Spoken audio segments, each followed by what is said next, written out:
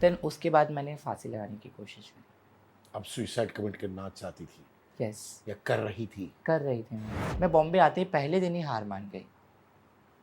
पहले दिन ही मैं हार मान गई। फिर अंधेरी ईस्ट में मारुल नाका में एक मोमो पॉइंट करके होटल है, वहाँ पे एज अ वेटर मैंने जॉब शुरू करी। एक दिन के लिए मैं गई और वो मुझे शरण सर मुझे बोलते, you applied kajal, you applied nail paint, आप क्या हो? मैं कंफ्यूज हूँ पहचानने में, दिखने में लड़की जैसे दिखते हो और आपका नाम अलग है, gender male, how is possible? मैंने उस दिन फर्स्ट दिन मतलब ऐसे कपड़े पहने, सूट। फर्स्ट दिन मैंने श्रृंगार किया, सच अ लव लेडी। मेरे पास पैसे नहीं थे लेकिन मेरे चेहरे पे खुशी थी, क्योंकि मुझे ऐसा लगा मेरी असली लाइफ ही यही है। Shubhi ji, thank you so much, आपने अपना बेस्ट दिया। मैं आपको बहुत जल्दी याद करूँगी। आपको मेरी पूरी टीम की तरफ से मेरा प्यार। बहुत जल्दी हम साथ में प्रोजेक्ट करेंगे। मैंने कहा मतलब अभी का क्या हुआ? Shubhi ji, thank you so much, बाकी आप समझदार हैं। इतना बोल के फ़ोन कट कर दिया गया। बस मेरी आँखों से आँसू शुरू हुआ। कल से शूट शुरू हुई और आज मुझे मना कर दिया गया एक दिन पहले। सबको पता है अभिषेक दुनिया के लिए, मीडिया के लिए मेरा भाई है, बट ऐसा कुछ नहीं है। इस प्रोसेस में आप यूज्ड फील कर रही थी? हाँ, मतलब मुझे ऐसा लगा कि अभिषेक और उसकी पूरी टीम ने मिलके ना ट्रांसजेंडर की फीलिंग के साथ खेला। आने के बाद मैंने उसको मैसेज करा, कोई बात नहीं बेटा, जो होता है अच्छे के लिए होता है और आप विनर नहीं बने लेकिन लोगों की नज़रों में आप विनर हो। बी पॉजिटिव, सब अच्छा होएगा। उस मैसेज का आज तक रिप्लाई नहीं आया, अभी तक रिप्लाई नहीं आया। मैंने रिक्वेस्ट तक करा है, लाइक बहुत जगह रिक्वेस्ट करी है, बहुत सारे प्रोडक्शन से रिक्वेस्ट करी है कि हमारा काम हमें ही करने दो। तो अब टचवुड थोड़ा थोड़ा ऐसा हो गया है, लेकिन अभी भी इंडस्ट्री में कुछ लोग ऐसे हैं जो हम लोगों को एकदम तुच्छ समझते हैं। मेरी थिंकिंग ये है, अगर मुझे भगवान ने मुझे ट्रांस बनाया तो मैं ट्रांस ही हूँ। भले ही मैंने अपनी बॉडी को चेंज करके लड़की बनी, लेकिन मैं ट्रांस ही कहलाऊँगी। Hi, I am Shubhi Sharma. मेरा आज सिद्धार्थ कनन सर के साथ इंटरव्यू करके इतना मुझे इतनी खुशी मिल रही है ना आज, मैं आप सबको क्या बताऊँ। एक तरह से पता है, जब मुझे परसों अप्रोच किया गया इसके लिए, तो मैंने कभी सोचा नहीं था कि मुझे अप्रोच किया जाएगा इस इंटरव्यू के लिए। और आपको पता है मैंने ना मेरी बॉम्बे में फैमिली बनी हुई है, मेरी पीआर में सबको शेयर किया कि मैं सिद्धार्थ कनन सर के साथ इंटरव्यू कर रही हूँ। एक तरह से मेरे लिए ड्रीम हो गया था ये 2 दिन से मेरे लिए। Thank you so much Siddharth Kanan ji, lots of love. और पता है जितनी मैं 2 दिन में एक्साइटेड थी ना, उस दिन 2 दिन में मेरे दिल से कितनी सारी दुआएँ निकली होंगी आपके लिए, वो आप तो नहीं जानते, ऊपर वाला जानता है। दिल से मेरी तरफ से आपको बहुत सारी ब्लेसिंग्स, बहुत सारा प्यार। और हाँ, मोस्ट इम्पॉर्टेंट चीज़, सिद्धार्थ कनन सर के चैनल को सब्सक्राइब करिए प्लीज़, और जितना हो सके उतना प्यार दीजिए, क्योंकि लाइक एक सिद्धार्थ कनन सर ही ऐसे हैं जो हम सारे जितने भी लाइक स्ट्रगलर हैं, हम जितने सारे आर्टिस्ट हैं, वो आप सबके सामने उनकी लाइफ को सामने रखते हैं, ठीक है? तो और वो चीज़ आप लोग देख रहे हैं, उसमें प्यार दे रहे हैं, तो thank you so much Siddharth Kanan जी।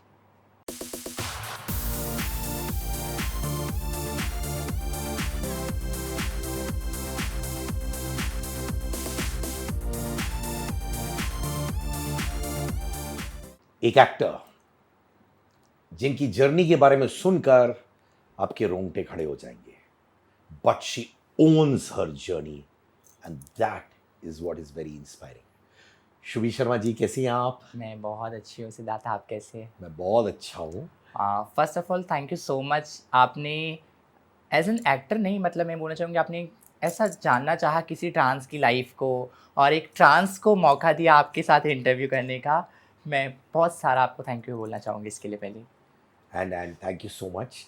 और मैंने बहुत बहुत बहुत चीज़ें सुनी आपके बारे में, Thank और you. बहुत अच्छी चीज़ें सुनी है। So I am sure people are going to get inspired by our conversation. Shubhi ji, मैं पहले दिन की ओर जाना चाहता हूँ। श्योर। आप अलग पैदा हुई थी, राइट? राइट। हुआ ऐसा था ना कि मतलब मैं आपको एक स्टोरी बताती हूँ। मेरे मम्मी पापा बताया करते थे, हम मेरी फैमिली कभी भी मेरे साथ बैठती है ना, उन्होंने मुझे शेयर किया था, हॉस्पिटल में ना मेरे पापा और डॉक्टर की शर्त लगी थी, ये बेटा होगा या बेटी होगी, क्योंकि ऑलरेडी मुझसे बड़े 2 भाई हैं, 2 बड़े भाई हैं, एक 25 का, एक 27 का, एक 25 का है।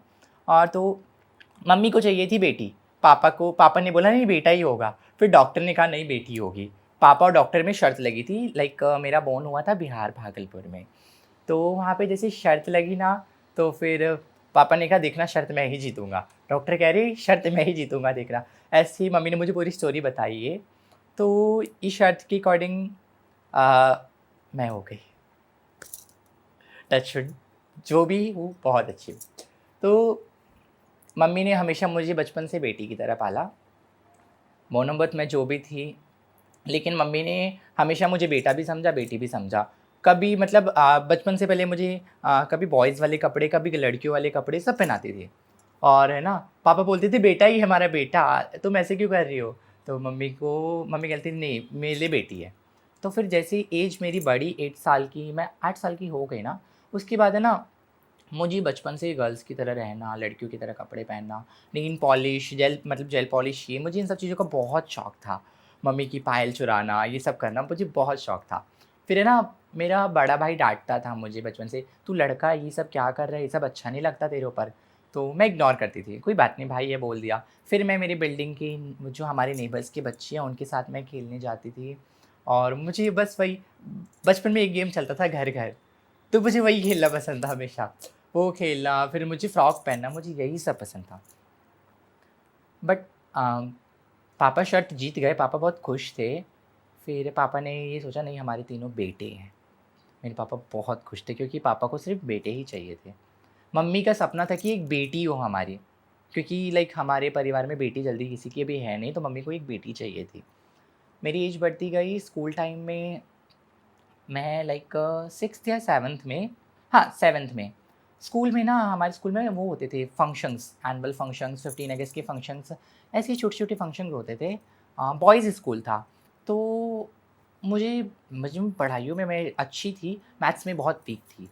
फिर समटाइम्स हुआ यूँ कि स्कूल में मेरे कुछ फ्रेंड्स थे क्रॉस ड्रेसर, वो लोग है ना परफ़ॉर्म करते थे, लाइक हमारे दिल्ली में जागरण चौकी होती है, तो उसमें राधा कृष्णा, शंकर पार्वती ऐसा परफ़ॉर्म करते थे। तो वो फ्रेंड्स ने ना, मैं उनको देख के बहुत डरती थी। जैसे कि वो मेरे सामने है, तो मैं भाग के 1 किलोमीटर की दूरी पे भाग जाती थी गायब एकदम से। फिर उसके बाद उन्होंने मुझे बुलाया, "तू डर क्यों रही है?" मैंने कहा, "नहीं, तू हमारे जैसे है ना।" मैंने कहा, "आपके जैसे मतलब आपने जो पहना है मैंने भी वही पहना है।" तो मुझे शौक था डांस करने का, मतलब क्लासिकल डांसर मुझे बहुत शौक था।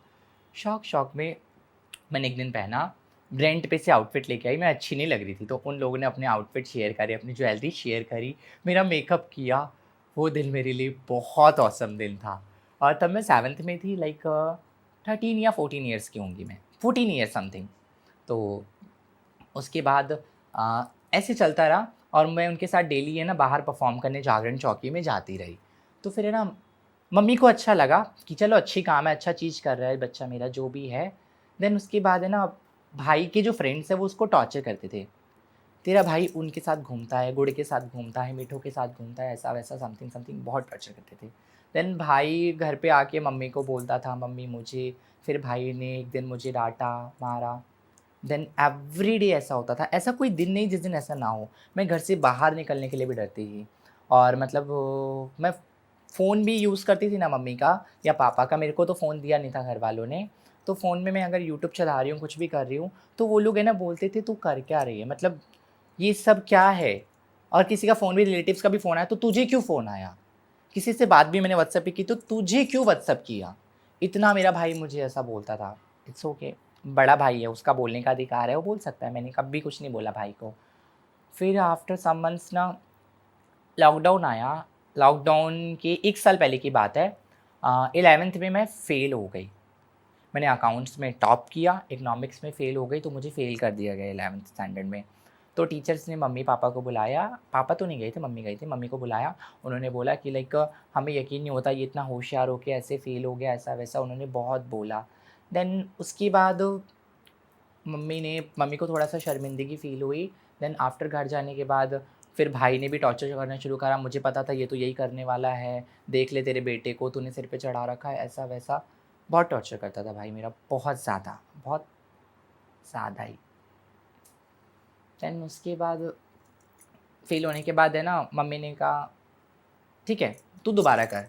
बट है ना, जब मम्मी मेरी जॉब करती थी लाइक ये एलईडी की फैक्ट्री में जॉब करती थी, पापा भी जॉब करते थे। देन उस भाई मेरे घर पे नहीं थे, तो मुझे खुद को रियलाइज़ हुआ कि नहीं, मैंने ये सब गलत किया। देन उसके बाद मैंने फांसी लगाने की कोशिश की। अब सुसाइड कमिट करना चाहती थी यस, या कर रही थी? कर रही थी मैं। तो आप टंग गई। मेरे को डर लगा, मतलब मैंने फ़ैन के वायर को कट कर दिया, सारे वायर्स को कट किया, मेन स्विच ऑफ करा, एमसी ऑफ करा। उसके बाद मैंने क्या बोलते हैं वो हमारे लाइक वो छत पे जो रस्सियाँ होती है ना, वो लेके आके मैंने लगाया। उसके बाद मैंने कोशिश करी। देन फिर पापा जब शाम, मतलब मैंने कोशिश करी, मेरे को इधर पेन होने लगा तो मेरे से नहीं हुआ, फिर मैंने छोड़ दिया। फिर मैंने सब हटा के फटक से सब क्लीन कर दिया। फिर पापा शाम को आए तो पापा बोलते वायर कैसे कट गई। उस बात पे मुझे खूब डाँटा, मैंने नहीं बताया मैंने क्या किया। मेरे यहाँ पे रेड रेड पूरा हो गया था, मैं बहुत रो रही थी। तो मैंने वो नेक वाली टी-शर्ट लेके पूरा उसको लाइक ढका, और मैंने बार-बार है ना वो टॉवल रखा था यहाँ पे ताकि दिखे नहीं। फिर मैं बार-बार वो क्रीम अप्लाई करती थी ताकि ये निकल जाए, निकल जाए, निकल जाए। फिर उसके बाद लग गया लॉकडाउन। लॉकडाउन में लॉकडाउन शुरू हुआ ना, तो जैसे कि सबको पता है स्टार्टिंग के लॉकडाउन में कोई घर से बाहर निकलता नहीं था। आफ्टर 2 मंथ्स सब धीरे-धीरे निकलना शुरू हुए दिल्ली में। तो उसके बाद ना लॉकडाउन में जैसे ही शुरू हुआ, मेरा बर्थडे था, मम्मा की एनिवर्सरी थी। देन मुझे कुछ सेलिब्रेट करने नहीं देते थे मेरे घर वाले। मतलब घर वाले नहीं, मम्मी-पापा मेरे को सपोर्टिव करते हैं। भाई मेरा मतलब रक्षाबंधन के फेस्टिवल के दिन तू घर से बाहर मत निकलना, ऐसे कपड़े मत पहन। मुझे कुर्तों का बहुत शौक है, लेकिन वो बोलते नहीं तू कुर्ता मत पहन, कुर्ता अच्छा नहीं है तेरे लिए, शर्ट पहन, घर से बाहर मत निकल। मम्मी को पता है मैं क्या हूँ, लेकिन क्यों दुनिया से छुपाना। मम्मी मुझे हमेशा बेटा मान के रखती थी, पापा ने भी बेटा समझा हमेशा। लेकिन मुझे नहीं छुपाना किसी से कि मेरी पर्सनल लाइफ है, मैं क्यों किसी से छुपाऊँ यार। तो भाई के फ्रेंड्स उसको, मैं घर से बाहर निकलूँ तो मेरे भाई को फ्रेंड्स उसको बोलने लगते थे, वो मुझे आके मारने लगता था। देन उसके बाद दिवाली का दिन था, लॉकडाउन के बाद फर्स्ट दिवाली लॉकडाउन में 2020 की बात है, हाँ। दिवाली वाले दिन है ना, सारी फैमिली वाले लाइक बाहर सेलिब्रेट कर रहे हैं हमारी गली में, सारे नेबर्स एंड ऑल। मैं एक घर के अंदर अकेली, और मैं विंडो से सब देख रही हूँ। उस दिन मुझे बहुत रोना आया कि मैं एक अकेली घर के अंदर क्यों। देन उसके बाद ना मेरे को ना एवरी दिवाली शमशान घाट पे दिया जलाने में सुकून मिलता है। पता नहीं क्यों, ऐसा मुझे नहीं पता, लेकिन मेरे साथ ऐसा होता है। मैं हर साल दिवाली पे शमशान घाट जाती हूँ, बॉम्बे हो या दिल्ली। मुझे अच्छा लगता है वहाँ जाके। तो क्यों मैं, जाती हैं आप? मुझे कारण नहीं क्या? पता, बस मेरा दिल करता है जाने का, सुकून मिलता है। ऐसा लगता है ना मुझे, ना मेरे मतलब दादा-दादी बुला रहे हैं, ऐसा लगता है मुझे। तो मैं हमेशा वहाँ पे जाती हूँ। मुझे खुद को नहीं पता इसके पीछे रीज़न क्या है, तो है ना, मैं हमेशा जाती हूँ। उसके बाद मैं छुप-छुपा के चली तो गई, मैंने घरवालों को नहीं बताया मैं कहाँ जा रही हूँ। मैं गई, मैंने शमशान घाट पे दिया जलाया, मैं 5 मिनट खड़ी रही, बहुत भीड़ थी वहाँ पे दिल्ली के शमशान घाट पे। तो और हमारा एरिया बहुत फ़ेमस है पंजाबी बाग, क्योंकि वहाँ पे कोरोना की सारी बॉडी वहीं पे चली आई थी, इसलिए फ़ेमस हो गया वो। तो फिर उसके बाद मैं लेट आई, लाइक 1:30 के आस-पास में आई, तो मेरे भाई ने मुझे घर से बाहर निकाल दिया। जब तुझे मना किया था घर से बाहर जाने को, तो क्यों गया? ये आपका सबसे बड़ा भाई था? सबसे बड़ा भाई। जो सेकंड वाला वो मेरे को अभी भी बहुत सपोर्ट करता है, वो स्टार्टिंग से सपोर्ट करता है मुझे। मेरे लिए लकी है सेकंड ब्रदर। तो पहला जो बड़ा भाई था, हाँ। वो आपको फिजिकली मारता था? नहीं, इतना नहीं, मतलब कभी ज़्यादा हो जाता था ना, तो मतलब हमेशा गुस्सा करता था, और कभी ज़्यादा उसको गुस्सा आया तो मुझे 1-2 थप्पड़ मारता था, वैसे ज़्यादा नहीं। क्योंकि उसके दिल में भी प्यार है मेरे लिए। मुझे ऐसा, और मुझे ये लगता है ना अभी भी कि ना कि उसके फ्रेंड्स उसको टॉर्चर करते थे, इस वज़ह से वो मुझे बोलता था। क्योंकि स्टार्टिंग में जब मैंने शुरू किया ना ये परफ़ॉर्म करना, तो मुझे उसने सपोर्ट किया, मुझे कुछ नहीं बोला। तो उसके फ्रेंड्स ने जब बोलना शुरू किया, तो वो मुझे बोलने लगा। आपके माता-पिता क्या उसको रोकते नहीं थे कि जब वो आपको मारते थे, भले ही चाटा हो, मेरे हाँ, लिए चाटा भी बहुत बड़ी बात होती है, हाँ। वो बहुत बड़ी बात होती है। नहीं, लेकिन पेरेंट्स नहीं बोलते थे? नहीं, मम्मी हमेशा सपोर्ट करती है। मम्मी एवरी टाइम बीच में बोलती थी, "तू बीच में मत बोल, मैं देख लूँगी, तेरे को क्या करना है, जो भी करे मेरी मैं देख लूँगी।" मम्मी हमेशा यही बोलती आ रही है, आज भी मम्मी यही बोलती है। फिर दिवाली के 6 दिन के बाद हमारे में छठ पूजा होता है। तो छठ पूजा के नेक्स्ट डे ना मैंने नहीं, उससे पहले मैंने एक बार और डिसीज़न लिया था, याद आया। सितंबर 22 को मैंने प्लान किया कि मैं घर से भाग जाती हूँ मुंबई। मैंने मेरे जितने भी फ्रेंड्स हैं मैंने सबको बताया, उन लोगों ने मुझे स्टार्ट सपोर्ट किया। तो मैंने उनके घर पे जाके पैकिंग करी, मेरा एक बड़ा ट्रॉली बैग लिया, धीरे-धीरे सारे कपड़े रखे। बट मैंने ये सोचा था मैं बॉम्बे जाके लड़का बनूँगी और मैं मेरी फैमिली को दिखाऊँगी कि मैं कुछ कर सकती हूँ। तो अब बंबई भाग के आ गई येस। और देन यहाँ पे लड़का बनी थी आप? नहीं, हुआ यूँ मैंने ऐसा सोचा, फिर 22 की मैंने टिकट्स जो कर रखी थी ट्रेन की, फिर जिस दिन जाना था मैं घर से तो निकल गई, फ्रेंड्स के घर पे गई, उन्होंने टिकट फाड़ दी, उन्होंने बोला तेरी मम्मी का क्या होगा? वो लोग रोने लगे, मुझे रुलाया उन्होंने बहुत सारा, तो फिर उन्होंने मुझे रोक लिया, लॉक कर दिया, नहीं जाने दिया। फिर मैं हार मान गई लाइफ़ से, एकदम हार मान गई कि अब कुछ नहीं हो सकता, अब जो भी चलेगा कृष्णा जी के भरोसे चलने दो शुभी, ठीक है। मैंने ऐसा सोच के छोड़ दिया। पता नहीं एकदम से क्या हुआ, दिवाली के दिन जो मेरे साथ हुआ ना, उसके बाद एकदम से क्या हुआ, 6 दिन के बाद मैं घर से निकल गई बिना किसी को बताए। छठ पूजा के नेक्स्ट डे मम्मा जॉब पे थी, लंच मम्मा ने साथ में किया, उसके बाद मैं निकली, मैंने मेरा बैग लिया, निज़ामुद्दीन स्टेशन गई, निज़ामुद्दीन स्टेशन से मैंने ट्रेन ऑलरेडी एक दिन पहले बुक कर ली थी। मम्मी के पर्स से मैंने 9000 रुपीज़ चोरी करे, 9500 रुपीज़ चोरी करे, जाके 3000 की टिकट्स हुई, 2697 समथिंग की कुछ टिकट हुई, याद है मुझे अभी भी।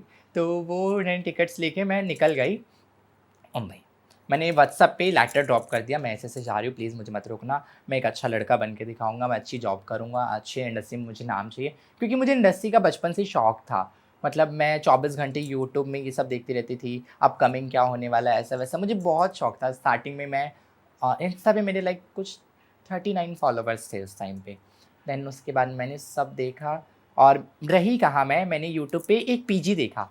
नालासोपारा वेस्ट में एक पीजी था, अपना पीजी नाम का एक इंसान था, उसका चैनल था, उसकी मैंने देखा, उसका कॉन्टैक्ट नंबर लिया, उसको मैंने कॉल किया कि ना मुझे पीजी के लिए रूम चाहिए, आप कितना रेंट लेते हो? उन्होंने कहा 3000 रेंट पर मंथ है, नेक्स्ट मंथ से 2500 पर मंथ रहेगा। मैंने कहा ओके, थैंक यू। मैं गई, मैंने नाला बोरीवली उतरी, मुझे पता नहीं था लोकल ट्रेन भी है यहाँ पे।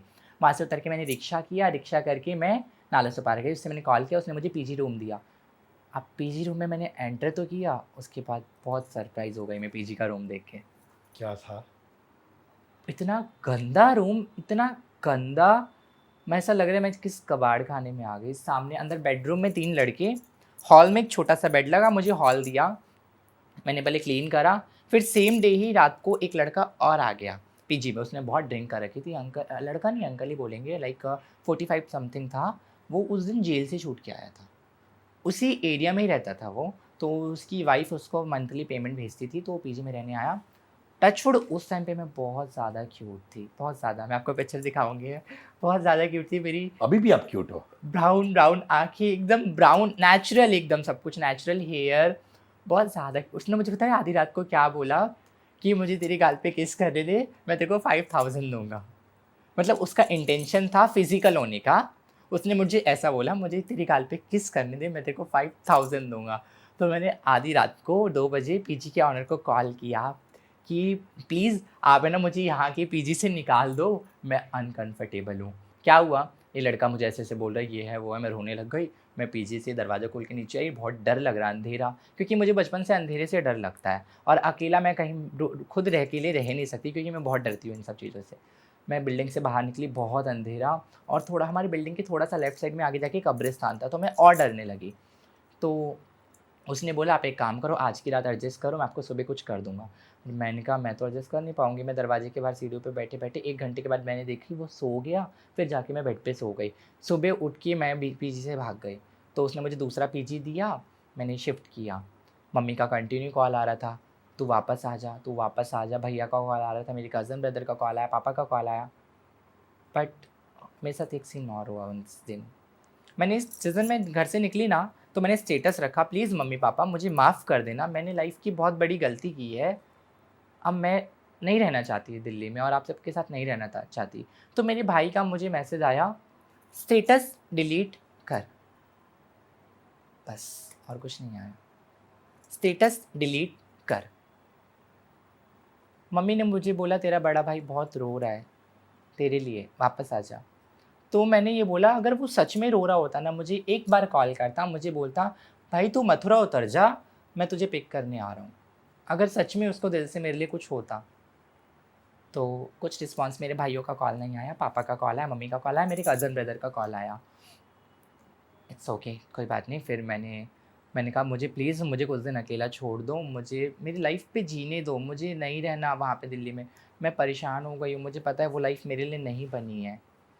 बॉम्बे आने के बाद मेरे साथ मैंने फर्स्ट डे जब ये बॉम्बे की लाइफ़ देखी ना, कि लड़के कहाँ-कहाँ से अपना घर छोड़ के मुंबई आते हैं स्ट्रगल करने के लिए और एक दिन में ही वापस चले जाते हैं। मैं बॉम्बे आते ही पहले दिन ही हार मान गई।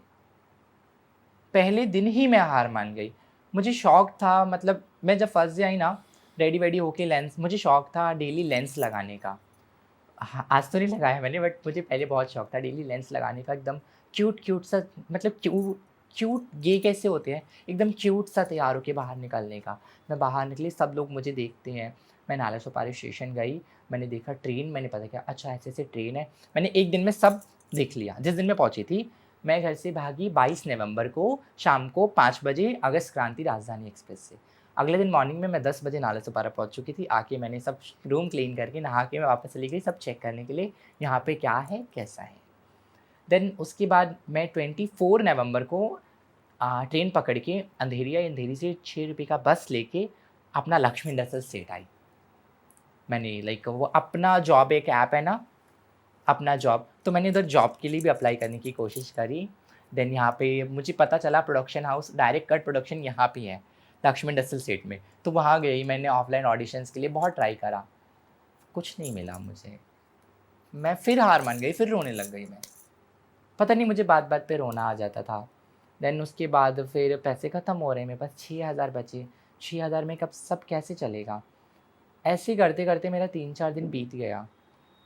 अ, नवंबर ख़त्म हो गया, दिसंबर की 2 तारीख या 3 तारीख की बात है, मैंने जॉब इंटरव्यूज़ देना शुरू किया। मैंने कहा शुभी पहले पैसे का सोच, और लाइक पैसे आएँगे ना, तो बेटा ऑडिशंस के लिए तू भाग सकती है। तो मैंने ये सोचा, मैंने ये सब चीज़ें यूट्यूब से सीखी, मुझे नॉलेज नहीं था। यूट्यूब से दर्पण श्रीवास्तव करके कोई यूट्यूब चैनल है उनका, उनकी वीडियोज़ देखती थी मैं, उनसे मैंने ये सब सीखा। लाइक काफ़ी अच्छी वीडियोज़ थी उनकी। फिर अंधेरी ईस्ट में मारुल नाका में एक मोमो पॉइंट करके होटल है, वहाँ पे एज़ अ वेटर मैंने जॉब शुरू करी। 1 दिन के लिए मैं गई और वो मुझे शरण सर मुझे बोलते, "you applied kajal, you applied nail paint, आप क्या हो?" मैं कन्फ्यूज़ हूँ पहचानने में, दिखने में लड़की जैसे दिखते हो और आपका नाम अलग है, gender male, how is possible? तो मेरे को थोड़ा-सा अजीब-सा लगा, बुरा लगा उन्होंने ऐसा बोला तो मुझे। मैंने फिर वहाँ से निकली तो फिर मैं दोबारा उनके पास गई नहीं, मैंने उनका नंबर ब्लॉक कर दिया। उन्होंने मुझे कॉल करने की कोशिश करी कि सेकंड डे में जॉब पे क्यों नहीं आई। फिर मेरी जॉब लगी अपना लक्ष्मी इंडस्ट्रियल एस्टेट में, लक्ष्मी प्लाज़ा बिल्डिंग में। एक एक कंपनी, मतलब एक ये क्या बोलते हैं अपना, जस्ट ऑफर्स इंडिया एक लॉन्च हो रहा था ऐप, ऑनलाइन शॉपिंग का। तो उनके पास उनकी सीए के मेरे अकाउंट्स में मैं बहुत अच्छी हूँ टचवुड, तो उन्होंने मुझे अकाउंट्स सँभालने के लिए, मतलब सीए के अंडर मुझे जॉब पे रखा, अच्छी जॉब थी। 17,000 सैलरी भी मेरी फिक्स हो गई थी। 20 दिन में कंपनी बैड डेट्स हो गई, कंपनी डूब गई। अब वो 6,000 में से मेरे 2,500-3,000 तो 20 दिन में खर्चा हो गया ना, और अगले महीने का रेंट का टाइम आ गया। मैं क्या करूँ? मैंने पीजी का रेंट दे दिया, मेरे पास बचे सिर्फ़ 700 या 800 रुपए समथिंग थे। कोई ऑप्शन नहीं था मेरे पास, कुछ भी नहीं कर सकती थी, मैं जॉब नहीं कर पा रही थी। कॉल सेंटर में से मैंने बहुत जगह ट्राई करा, अंधेरी ईस्ट में, मीरा रोड में, कांदीवली में, बहुत जगह गई मैं। सब ने मुझे अलग-अलग क्वेश्चंस करे कि हम आप मुझे तो कांदीवली में ये बोला गया, हम आप जैसे लोगों को जॉब नहीं देते हैं। उन्होंने मुझे ऐसा बोल के निकाल दिया। बुरा लगता था, बट कोई बात नहीं, हार नहीं मानना लाइफ में, क्योंकि अगर मैं हार मान के वापस जाऊँगी, तो मेरी मम्मी-पापा को लोग ताने मारेंगे, "अरे! भाग के गया था घर से, क्या करके आया है? खाली हाथ डोलाते वापस आया है।" वो लोग ऐसा हमारी लैंग्वेज में ऐसा ही बोलेंगे। हमारी लैंग्वेज लाइक हमारे मोस्टली रिश्तेदार फिर ऐसा बोलेंगे, "कहा तो हार बिटवा ऐसे-ऐसे करे", तो मतलब हमारी लैंग्वेज में ऐसा बोलेंगे। तो फिर है ना, मम्मी को बहुत लोगों ने बोला, मैंने मम्मी को ये बोला, "मम्मी मैं जॉब कर रहा हूँ, डोंट वरी, तुम टेंशन मत लो।" मैंने यही बोला, मैंने कुछ शेयर नहीं किया। फिर है ना, मुझे पता नहीं क्यों रियलाइज़ हुआ कि मैं एज़ अ बॉय नहीं रह सकती, क्योंकि मुझे बॉम्बे में आके मेरी कम्युनिटी के फ्रेंड्स मिले। मैंने सोचा, मुझे ये लगता था मुंबई में ट्रांस, गे ये लोग नहीं होते हैं। मुझे यही लगता था बचपन से। जब मैंने देखा दिल्ली से ज़्यादा ट्रांस मुंबई में है। Every road, every signal, every train, every station पे है। तो मुझे लगा यार, हाउ इज़ पॉसिबल, मुंबई में कैसे हो सकते हैं? फिर मैंने कहा हो सकते होंगे। मुंबई में ये ट्रांस टचवुड बहुत ज़्यादा है, लेकिन हाँ, मैंने कहा ठीक है, मुझे यहाँ पे ऐसे फ्रेंड्स मिले। मेरे फिर गे और ट्रांस फ्रेंड के साथ रह थे, मुझे उनकी हैबिट फिर से लग गई। फिर पता नहीं एक दिन मुझे बोला, मेरे पास पैसे बिल्कुल नहीं थे, मैं खर्चा कैसे चलाऊँ, खाऊँ कैसे? मेरे पास इतने बुरे दिन आ गए थे ना, मैं ना ज़मीन पे सो रही थी क्योंकि बेड उन्होंने किसी और को दे दिया, ज़मीन पे सो रही थी। मेरे पास है ना मैगी बनाने तक के पैसे नहीं थे, ₹12 भी नहीं थे। ₹12 भी नहीं थे मैगी के लिए। लाइक फिर कोई बात नहीं, नहीं था। लाइक उसके बाद हुआ यूँ कि नीचे एक आई है, मोमेडिन है वो, उनकी शॉप है, उनसे मैं माँगती थी कि लाइक मुझे आई चाय दो, ये दो, मैं आपको बाद में पे करूँगी। करते मेरा ना 200 कुछ रुपए उधार हो गया। तो अब मेरे को वो जान पे आ रहा था मैं कैसे दूँ? वो बोल रही पहले पैसे दे, फिर मैं तेरे को और आगे चीज़ दूँगी। मैं कैसे दूँ? मेरे को बहुत जान पे आ रहा था। मैं माँग भी नहीं सकती किसी से। मम्मी-पापा से किस मुँह से माँगूँ? भाई हेल्प करेंगे नहीं। रिलेटिव से किस मुँह से माँगूँ? फिर मेरी ट्रांस फ्रेंड ने बोला तू मेरे साथ माँगने चल। हम शॉप टू शॉप माँग मतलब वो दुकान-दुकान माँगती थी ना, तो हम मेरे साथ माँगने चल। मैंने उस दिन फर्स्ट दिन मतलब ऐसे कपड़े पहने, सूट। फर्स्ट दिन मैंने श्रृंगार किया। सच अ लवली डे। मेरे पास पैसे नहीं थे, लेकिन मेरे चेहरे पे खुशी थी। क्योंकि मुझे ऐसा लगा मेरी असली लाइफ़ ही यही है। क्योंकि मैंने फर्स्ट डे सूट पहना, ब्लैक सूट, दुपट्टा, छोटी-सी बिंदी लगाई, तब मैं मेकअप वगैरह मुझे आता ही नहीं था, मैं कुछ नहीं करती थी। छोटी-सी बिंदी लगाई, मतलब इतनी खुशी हुई ना मुझे उस दिन सब श्रृंगार करके, कि जैसा लगता है कि मुझे मेरा सपना पूरा हो गया। पता नहीं मुझे क्या मिल गया, इतनी खुशी हुई मुझे। मैं फर्स्ट दिन नायगाँव माँगने गई, नायगाँव स्टेशन ईस्ट में। मैंने माँगा, मुझे शर्म आ रही थी क्योंकि मेरे लिए फर्स्ट टाइम था ये। मैं दिल्ली में किन्नरों के बीच में बहुत रही थी, लेकिन यहाँ पे बहुत शर्म सी आ रही थी। लोग क्या कहेंगे, वो देखेंगे तो मतलब मुझे नहीं पता था ना कि यहाँ पे ये सब कॉमन है। हमारे दिल्ली में ऐसे शॉप टू शॉप नहीं माँगते, हमारे दिल्ली में किन्नरों का इलाका होता है। तो यहाँ मैंने देखा, लोग क्या कहेंगे? अरे! मेरी बेइज़्ज़ती करेगा। सब मुझे देख रहे थे ऐसे, मैं ट्रेन में शर्मा के चल रही थी। मैंने नायगाँव स्टेशन पे ना ₹70 पूरे माँगे थे। ₹70 पूरे माँगे थे, वो मैंने कलेक्ट करके रखा। फिर मेरे को हैबिट लगी, मैं डेली माँगने जाती। सेकंड डे मैंने 230, फिर नेक्स्ट सेकंड डे 230, विरार माँगा, फिर वसई माँगा। फिर है ना हमने फिक्स कर लिया, Monday Nalasopara, Tuesday Vasai, Wednesday Borivali, Thursday Bhayandar, Friday Mira Road, Saturday Dahisar. हमारा फिक्स था। 6 डेज़ का और संडे ऑफ। तो मैं डेली जाती थी, मुझे अच्छा लगने लगा। मैं डेली चिल्लर माँग-माँग के ना एक शॉप पे बैठती थी, उनको देती थी, इसको प्लीज़ बंधा कर दो कॉइन को। कोई ₹1, कोई ₹2 और लेकिन कोई-कोई ₹1-2 भी ना 4 बात सुना के देता था, कि अरे आप लोग ये क्या करते हो? मुझे ही पता है बोलते थे, "अरे तुम इतनी खूबसूरत हो, तुम को ये क्या ज़रूरत है ये सब करने की? अच्छी नौकरी करो, ये करो, वो करो।" तो मैंने उनको बस एक बार क्वेश्चन किया, "आप मुझे अपनी दुकान पे हाउसकीपिंग के लिए रखोगे?" तो उसने कहा, "चलो, चलो आगे बढ़ो, आप जाओ यहाँ से।" तो मैं निकल गई। उस पर्सन ने मुझे बोला, लाइक उसका ना छोटा-सा कुछ टीवी का शॉप था, इलेक्ट्रॉनिक ठीक करने का। आई थिंक वो सरदार जी थे, उन्होंने मुझे ऐसा बोला था कि आप अच्छे दिखते हो, आप नौकरी करो, आपको तो बहुत नौकरी मिल जाएगी, आजकल तो किन्नरों के लिए भी नौकरी है, ये है, वो है, ऐसा-वैसा ये वो।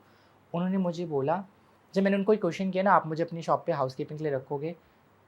तो यार मैंने सोचा वो बंदा मुझे ऐसा बोल रहा है तो नौकरी पे क्यों नहीं रख रहा? वो ऐसा बोल रहा है तो नौकरी दे भी तो सकता है। उसने मुझे भगा दिया, मैं निकल गई। मुझे माँगते-माँगते ना कोई भी इंसान ऐसा बोल देता था ना, मेरे को तुरंत आँखों से मेरे आँसू आ जाता था। पता नहीं क्यों? फिर मुझे ऐसा लगने लगा शायद भगवान ने मेरी लाइफ़ बहुत बेकार बनाई है। शायद धरती पे अगर सबसे बुरे और गंदे लोग हैं वो हम हैं, मुझे ऐसा ही लगता था। कि लाइक हम लोगों को भगवान ने एकदम नीच बनाया है, मतलब एकदम गिरा हुआ बनाया है। मुझे ऐसा लगता था कि हम लोगों को नहीं, मुझे, सिर्फ़ मुझे ऐसा मैं सोचती थी या तो मेरी लाइफ़ अब नहीं है, बेकार हो गई मेरी लाइफ़, अब छोड़ दे सब कुछ। देन उसके बाद मेरे से नहीं होता था, मैं बहुत रोने लगती थी, मैंने माँगना भी छोड़ दिया। फिर पैसे की प्रॉब्लम, जॉब नहीं मिल रही, कुछ नहीं हो रहा। और मैं सच बताऊँ, आज तक मैंने मेरी मम्मी-पापा को नहीं बताया कि मैं माँगने भी जाती थी और आज भी जाती हूँ, ये भी मेरे मम्मी-पापा को आज तक नहीं पता। आज भी जाते हो माँगने के लिए? लाइक जैसे कि बड़ा फेस्टिवल जैसे दिवाली में जो मुझे मतलब माँगना नहीं, मैं तो क्लियरली बोलूँ, हमारे किन्नरों की पहली रोज़ी-रोटी ही माँगना है। तो जैसे दिवाली का फेस्टिवल है, कोई मुझे मेरी ख़ास गेस्ट जो मेरे हैं वो मुझे बुला के मुझे शगुन देते हैं, नज़र उतरवाते हैं, तो मैं वहाँ जाती हूँ। तो वो मेरे लिए माँगने वाली ही रोज़ी-रोटी हो गई। तो मुझे एटलीस्ट वो इज़्ज़त की है, मुझे बुला के दे रहे हैं, तो मैं आई एम हैप्पी। और लाइक हाँ, अब जैसे आप खुद सोचो, लाइक इंडस्ट्री में ट्रांस के लिए काम बहुत कम है, बहुत कम काम है। कभी शो में किसी को बेबी हुआ या शादी हुई तो ट्रांस को याद किया जाता है, या कुछ 10 दिन का नेगेटिव कैरेक्टर हुआ तो याद किया जाता है। और उसमें भी कुछ मेल ऐसे हैं जो ट्रांस बनकर काम कर रहे हैं। आज भी इंडस्ट्री में कुछ मेल ऐसे हैं। कुछ प्रोडक्शन से मेरी ऐसी शिकायतें भी है, जो मैंने आर्टिकल्स भी डलवाए थे, मैंने न्यूज़ में भी डलवाया था, ये सब नहीं होना चाहिए। जो मेल साड़ी पहन के, कास्टिंग वाले जो प्रोडक्शन वाले उनको साड़ी पहना के काम करवा रहे हैं, वो भी गलत है। तो जब कोई ऑप्शन नहीं बचता ना, तो आज भी मैं लाइक शादी में बेबीज़ पे बधाई लेने जाती हूँ। आज भी जाती हूँ मैं। मतलब जो मुझे लगता है जेन्युइन, मैं वहाँ जाती हूँ, एवरी जगह नहीं। देन उसके बाद क्या हुआ, जो मेरे साथ एक फ्रेंड मुझे मिली थी ना, जया करके, मैंने उसका व्हाट्सएप स्टेटस देखा, शक्ति में ही वो क्राउड में काम करने जाती थी, शक्ति सीरियल रुबीना का।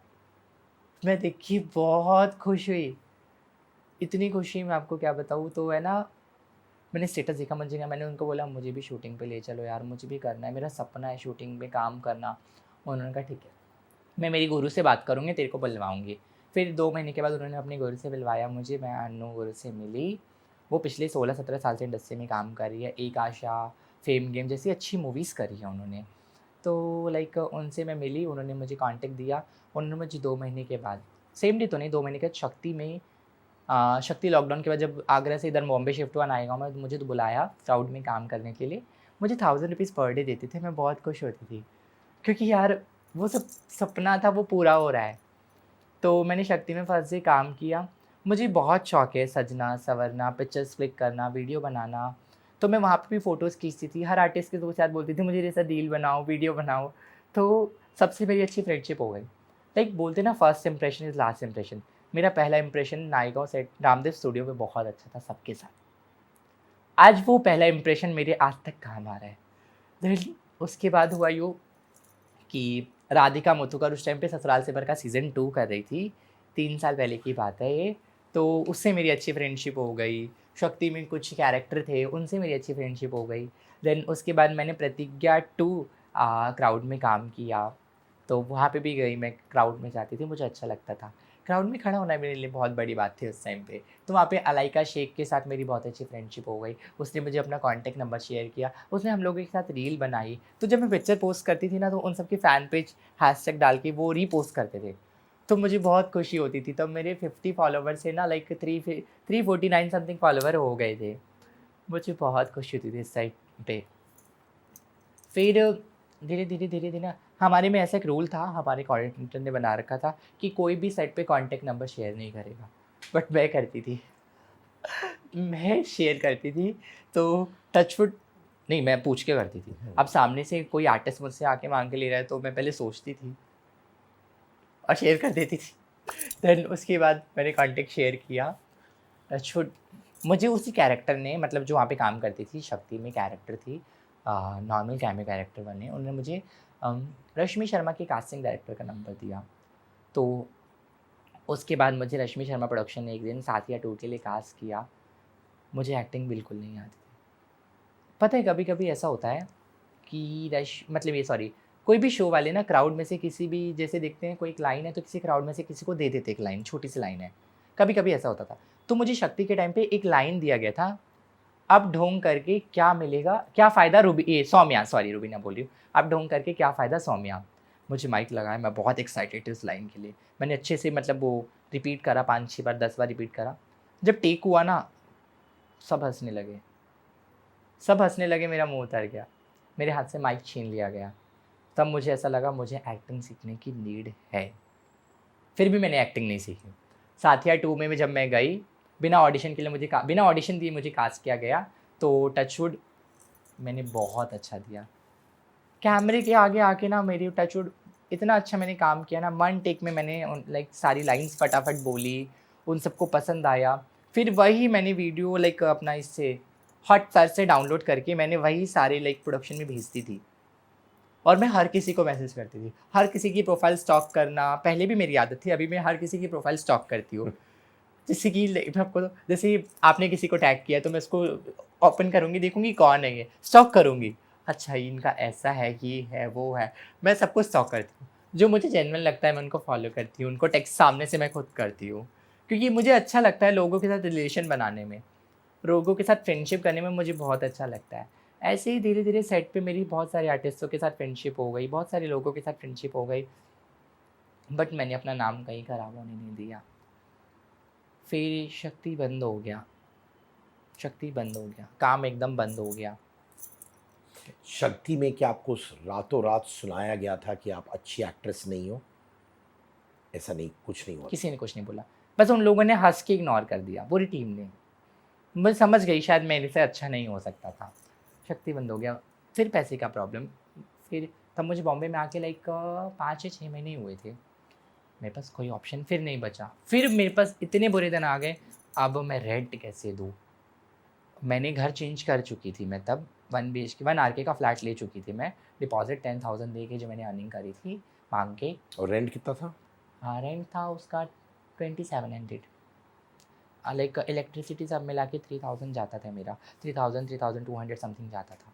देन उसके बाद मैंने फिर कोई ऑप्शन नहीं बचा, और उस घर में मैंने घर लिया ना तो मेरे पास फ्लैट में ना पंखा था, ना लाइट थी, 4th फ्लोर था, विंडो ओपन करके मैं विंडो की नेचुरल हवा में रहती थी, और तब तो ठंडी का टाइम था, इतना तो चल जाता था, लेकिन मच्छर आते थे, ना गद्दा था, कुछ नहीं था मेरे पास।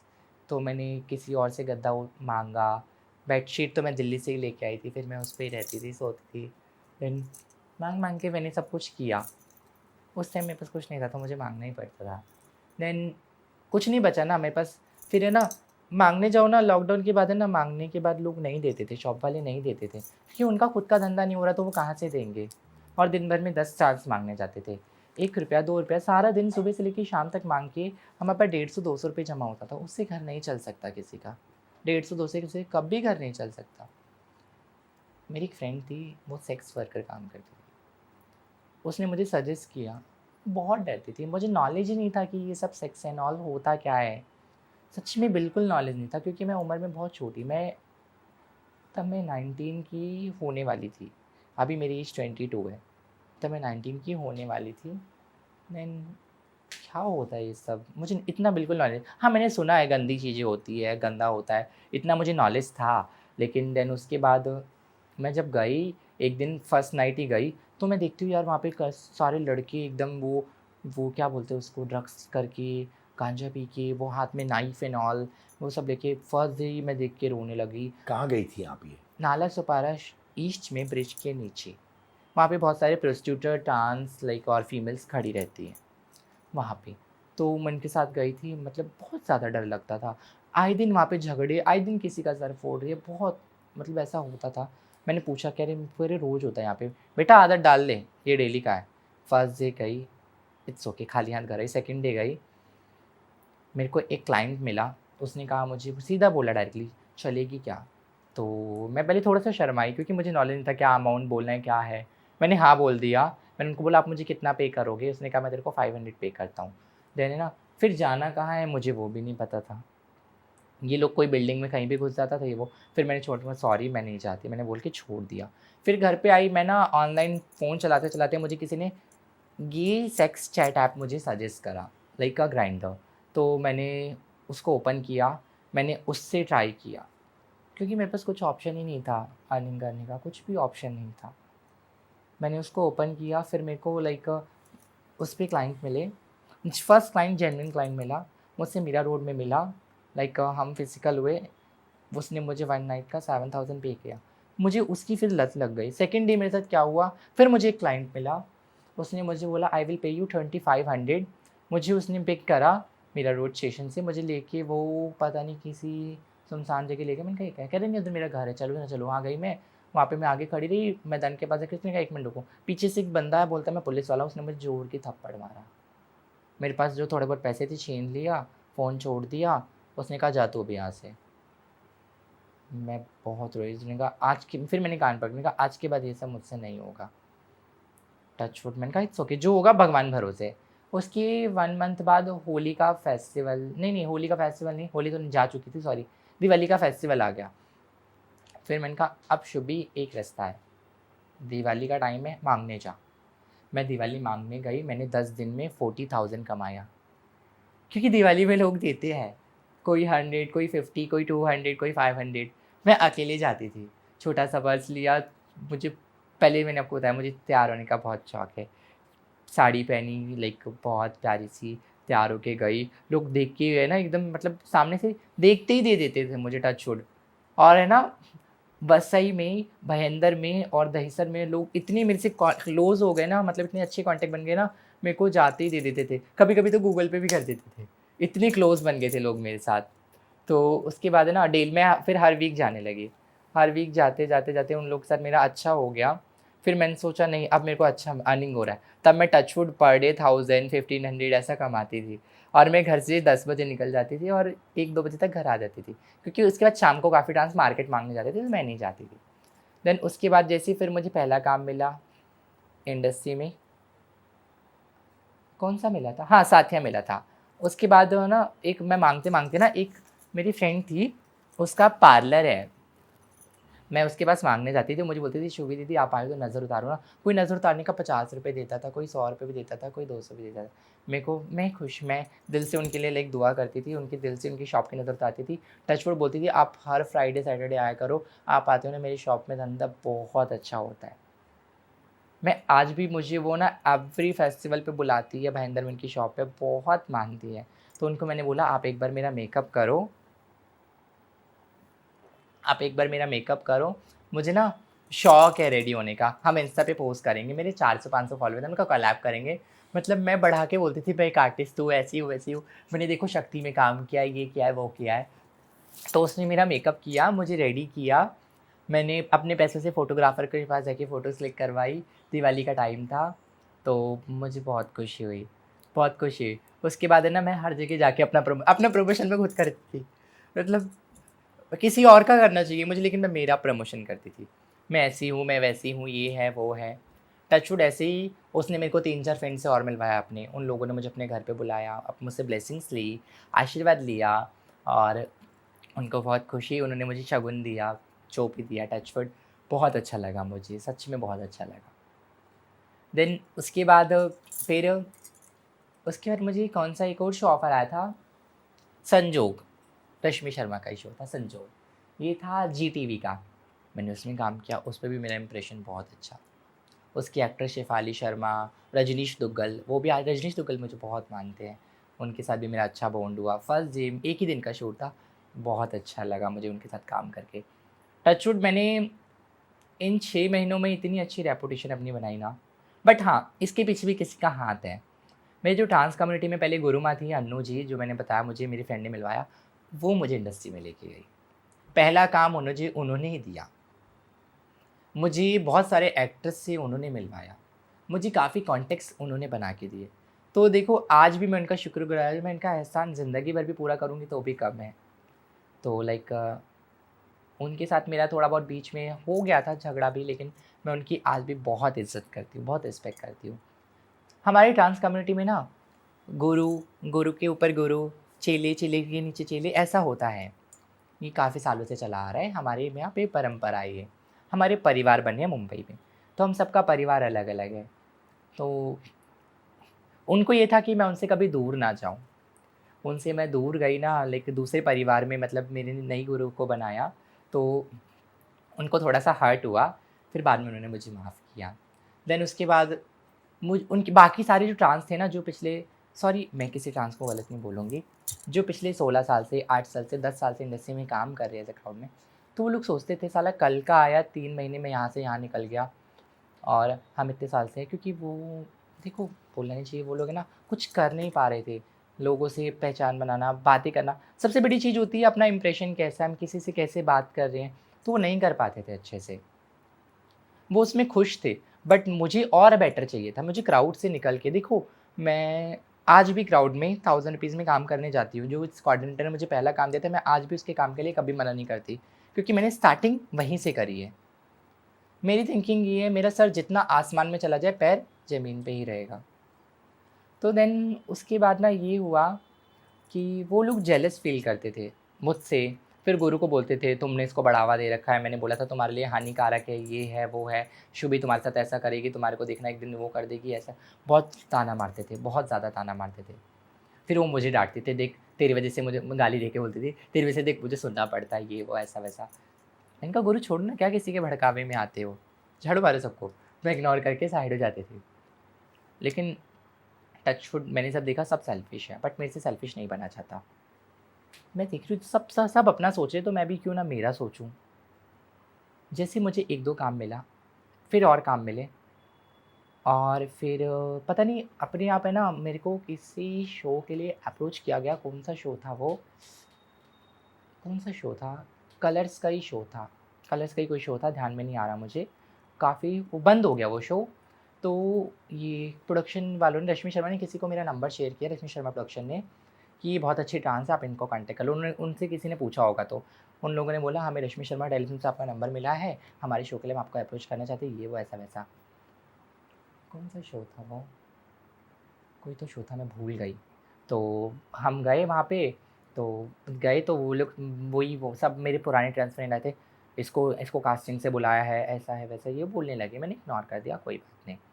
फिर मुझे बहुत सारे लोगों के फ़ोन आते थे, तू हमारे साथ गलत करती है, ये है, ऐसा है वैसा है, मतलब मेरी कम्युनिटी से ही, और मेरे 1-2 कोऑर्डिनेटर्स से भी। बट मैं मेरे कोऑर्डिनेटर की बहुत रिस्पेक्ट करती हूँ। और देन उसके बाद ना अ, मेरे को कुछ अच्छे लोग मिले। एक दिन क्या हुआ, लास्ट ईयर की बात बता रही हूँ मैं। लास्ट ईयर तक मेरा बॉन्ड इतना नहीं बना था किसी से। 1 साल पहले की बात बता रही हूँ मैं, आज जुलाई है, लास्ट ईयर जून की बात बता रही हूँ मैं। मेरा किसी से इतना बॉन्ड नहीं बना था। मैं नालों से बारे में इधर माँगना, मैं ऐसे ही करती थी। क्योंकि वो मैं आज भी करती हूँ, क्योंकि मेरी पहली रोज़ी-रोटी है, अगर मैं वो छोड़ दूँगी तो मैं कमाऊँगी कहाँ से? तो मेरे पास शूट तो आने लगे, अच्छे-अच्छे काम आने लगे, फिर काम बंद हो गया, शक्ति बंद हो गया, तो फिर कोई शो बचा ही नहीं, कुछ नहीं बचा। फिर मुझे इतना पता था कि शक्ति की कॉपी आईना आ रहा है दंगल टीवी पे। मुझे इतना पता लगा, मैं वेट कर रही थी कब शो मेरे पास आए, कब आए। बट मैंने अपने आप को कभी नीचा नहीं समझा। मैं अपने आप को ये समझने लगी, देन उसके बाद, शुभी अपने आप पे प्राउड करो बेटा। देख तू सच्ची है ना, तो तेरे साथ कृष्णा जी का हाथ है। मैं कृष्णा जी को बहुत मानती हूँ। मैं कहीं भी आती-जाती हूँ तो कृष्णा जी से पूछ के जाती हूँ। आपके यहाँ भी आई तो भी मैंने सोचा कृष्णा जी जाना चाहिए कि नहीं, क्या होगा, जो भी होगा XYZ। क्या तो कहा कृष्णा जी ने? लाइक ऑड इवन नंबर देखती हूँ मैं, 1 3 5 7 9, अगर ये आया तो शुभी हाँ है, 2 4 6 8 आया तो शुभी ना है। तो मेरे को नंबर है ना 3 आया था, मैंने कहा ठीक है शुभी जा। मैं हमेशा ऐसे ही थैंक यू कर कृष्णा जी। टचवुड, मैं हमेशा ऐसे ही करके घर से डेली निकलती हूँ, कहीं भी जाना। मुझे कपड़े भी पहनने होते हैं ना, कृष्णा जी ये पहनूँ या ये पहनूँ, ऑप्शन रहते हैं ना। अच्छा ये साड़ी पहनूँ, ये पहनूँ, अच्छा ये पहनती हूँ, चलो ठीक है। और लाइक मैं बहुत ज़्यादा मानती हूँ कान्हा जी को। मैंने 30 इयर्स कंप्लीट किए इंडियन एंटरटेनमेंट बिजनेस में, और एक चीज ने मुझे हमेशा इंस्पायर की है, आगे बढ़ाया है, वो है मेरे अंदर के अंगार ने। माय अंगार मर्चेंडाइज इज आउट। जी हाँ, ये है मेरा अंगार टी शर्ट, अंगार बैग्स,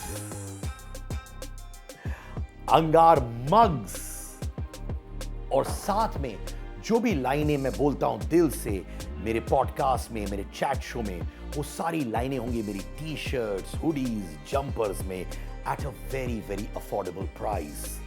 माय अंगार मर्चेंडाइज इज ऑल योर्स। अंगार खरीदिए और अंगार मचाइए।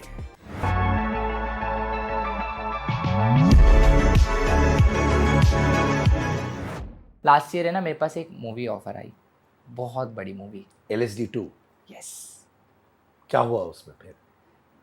मुझे अप्रोच किया गया, मैंने बहुत हल्के में लिया। एक्चुअली मैं क्या हुआ था,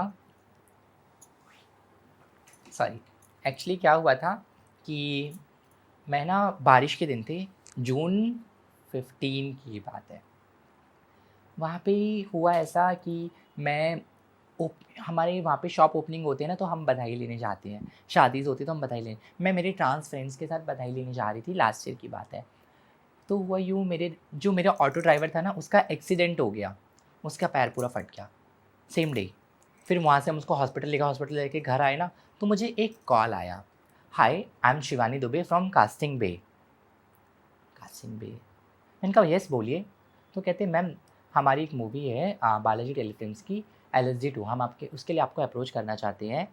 मैंने बहुत हल्के में, मैंने कहा हो गया कुछ, ओके ओके ओके ओके। उन्होंने कहा आप फ्री हो तो मैं आपको मूवी स्क्रिप्ट समझा दूँ? मैंने कहा बोलिए।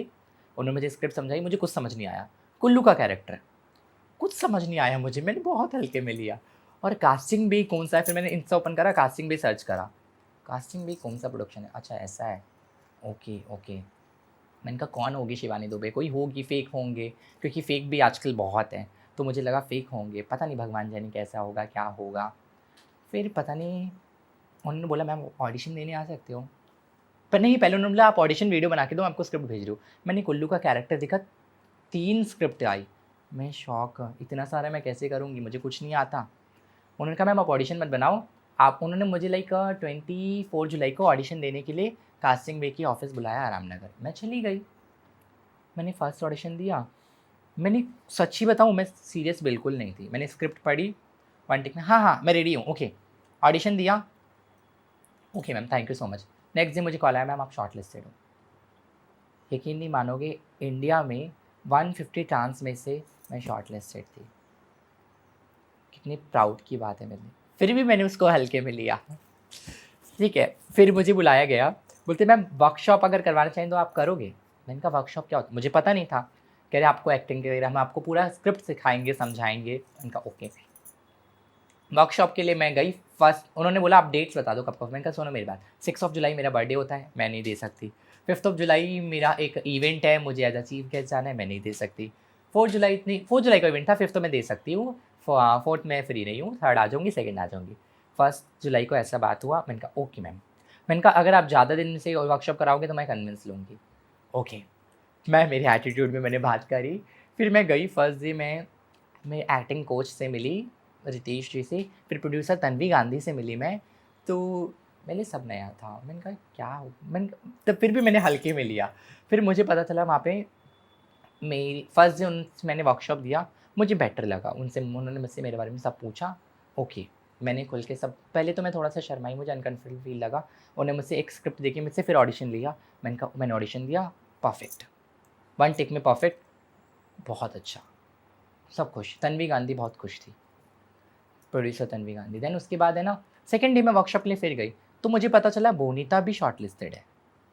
तब मैंने पूछा हू इज़ द बोनीता? कहते हैं मैम आप दोनों शॉर्टलिस्टेड हो, आप दोनों में से कोई एक ही जाएगा आगे। ओके, शुभी अपना बेस्ट दे बेटा, तुझे अच्छा करना है। मैं अपने आप को ये सोचती थी कान्हा जी अपने अपन दोनों को बेस्ट करना है मिलके, कृष्णा जी अच्छे से हो जाए, मैं बार-बार कान्हा जी हो जाए, कान्हा जी हो जाए। सेकंड डे मैंने सब अच्छे से किया, बहुत अच्छे से किया। मैं आपको वीडियो शेयर करूँगी, ऑडिशन वीडियो सारा, मतलब जो बोनीता ने अपने प्रोफाइल में शेयर किया है वो। तो बीटीएस शूट करने के लिए कुछ लाइक एक कैमरामैन और एक मीडिया जो भी थे, मुझे नहीं, उनकी थी बालाजी वालों की, वो आए। तो एक सीन था, कुल्लू लेटी हुई है और वो अपने बॉयफ्रेंड के साथ लेटी हुई है, अपने मतलब रोमांटिक बातें कर रही है। तो वो सीन है, मैं बोनीता को समझा रही थी। 5 सीन्स हमने करे, 5 में से 3 सीन मैंने बेटर किया, 2 सीन बोनीता ने बहुत बेटर किया। तो 6 सीन के लिए जो सीन था, मैं बोनीता को समझा रही थी। मैंने कहा बोनीता फीलिंग्स ला, अंदर की फीलिंग्स, वो तेरा बॉयफ्रेंड है, तुझे प्यार हुआ है, अंदर की फीलिंग्स दिखा। मैं बोनीता को वो सीन समझा रही थी।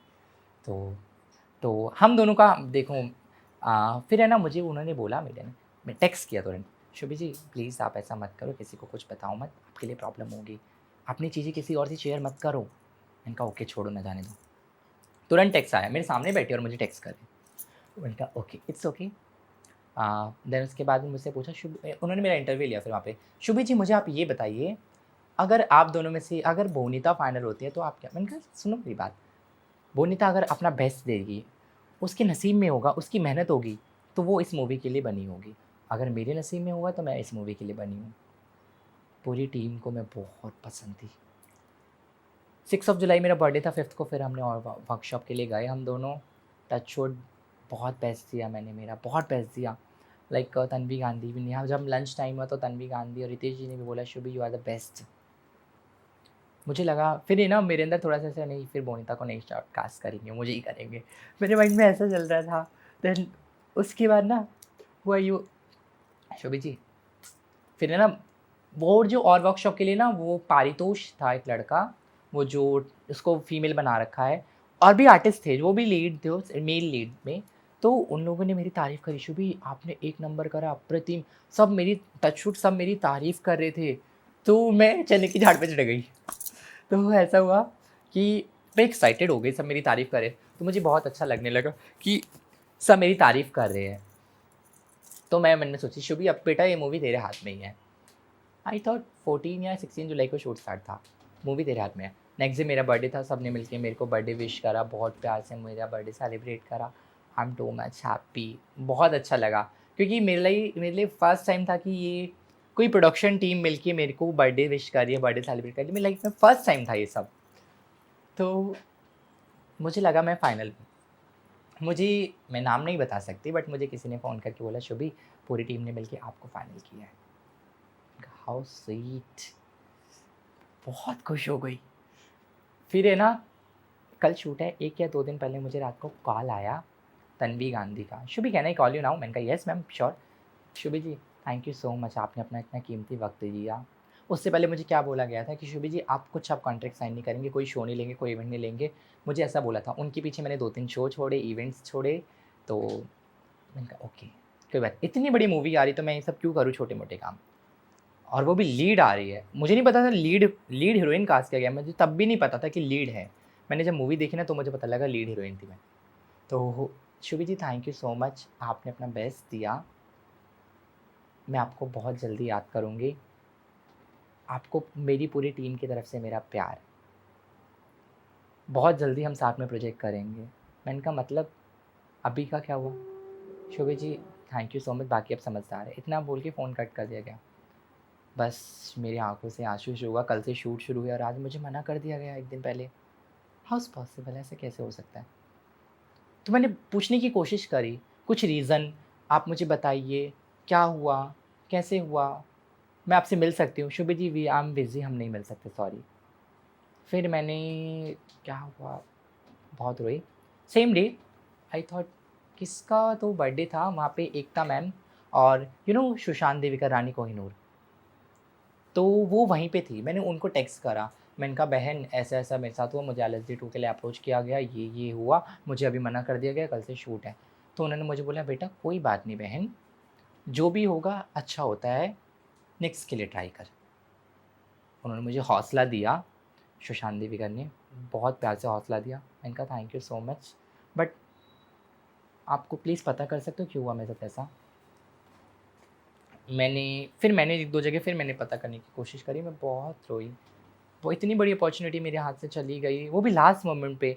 बोलती है ना निवाला मुँह तक आके छिन जाए, तो कैसा लगता है। और यहाँ तक कि मुझे ये भी पता चला था कि बोनीता को वापस भेज चुके थे वो लोग बड़ौदा।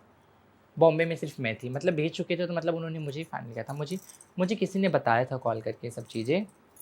और फिर उसके बाद क्या था कारण कि आपको लास्ट मिनट में रिप्लेस कर दिया गया? मुझे भी नहीं पता, मुझे सच में नहीं पता। आपको क्या लगता है रीजन हो सकता है? क्या पता, लाइक मुझे ऐसा लगता है कि ना पोनीता एक क्रॉस ड्रेसर है, लाइक तो मुझे ऐसा लगता है कि उनको लुक वैसा चाहिए होगा, या फिर मैंने सोचा अगर लुक वैसा चाहिए होगा तो फिर मेरे से ऑडिशंस क्यों लिए, मेरे से वर्कशॉप क्यों करवाया। फिर बहुत सारे जिनको जिनको पता था मैं LSD 2 के लिए मुझे अप्रोच किया गया, उन सब ने बोला सॉरी बोनीता टचवुड बहुत अच्छी है, उन सब ने मुझे ये बोला कि शुभी बोनीता से अच्छी तू दिखती है, क्या कमी क्या है तेरे में? मैंने कहा आई डोंट नो। फिर मुझे ऐसा लगा शायद दिबाकर सर को मैं पसंद नहीं, मुझे ऐसा लगा, बट मुझे ऐसा लगा शायद दिबाकर सर को मैं पसंद नहीं। दिबाकर सर ने, क्योंकि दिबाकर सर मेरे से एक बार भी नहीं मिली थी, उन्होंने बोला था कि शुभी इज़ द बेस्ट, इतना बोला, मुझसे मिले नहीं थे एक बार भी। मैंने कहा ओके कोई बात नहीं, कुछ ना कुछ तो रीज़न होगा। फिर है ना, जैसे दिन बीतते गए मैंने छोड़ दिया पता करना। फिर अभी जब ये मूवी रिलीज़ हुई तो मुझे हर्ट हुआ। LSD 2 एज़ अ लीड, जब वो कुल्लू ने वो सब पोस्ट किया, बोनीता ने, तो ठीक है इट्स ओके। उसने बहुत सारे इंटरव्यूज़ दिए, उसने कहीं पे ये ज़ाहिर नहीं किया कि इंटरव्यू में मेरे कॉम्पिटिशन में एक कंटेस्टेंट और थी। मुझे तब हर्ट थोड़ा सा, मैंने कहा यार करना चाहिए था। देखो आप टचवुड बहुत आगे बढ़े, बट आप लोगों मतलब जो आपके सामने कॉम्पिटिटर है उसको क्रॉस करके आगे बढ़े हैं, तो मतलब आपको करना चाहिए था। फिर बोनीता ने एक पोस्ट करी जिसमें हमारे सारे वर्कशॉप्स के वीडियोज़ है तो उसमें उसके इंटरव्यू और मेरा इंटरव्यू दोनों था। हमारे वर्कशॉप के मतलब सारे वो जो हम कर रहे हैं सब वीडियोज़ थी। तो मैंने उस वीडियो में भी मैंने यही बोला था, जो बेस्ट होगा उसी को मिले। कृष्णा जी जिसके नसीब में है उसी को मिले। ठीक है, मैंने वो सब देख के इग्नोर करा, छोड़ दिया। फिर मुझे अब मेरी एक ट्रांस फ्रेंड को, मेरी गुरु को लाइक उनको LSD 2 के प्रीमियर के लिए बुलाया गया था। तो मुझे वहाँ से कुछ कॉल नहीं आया।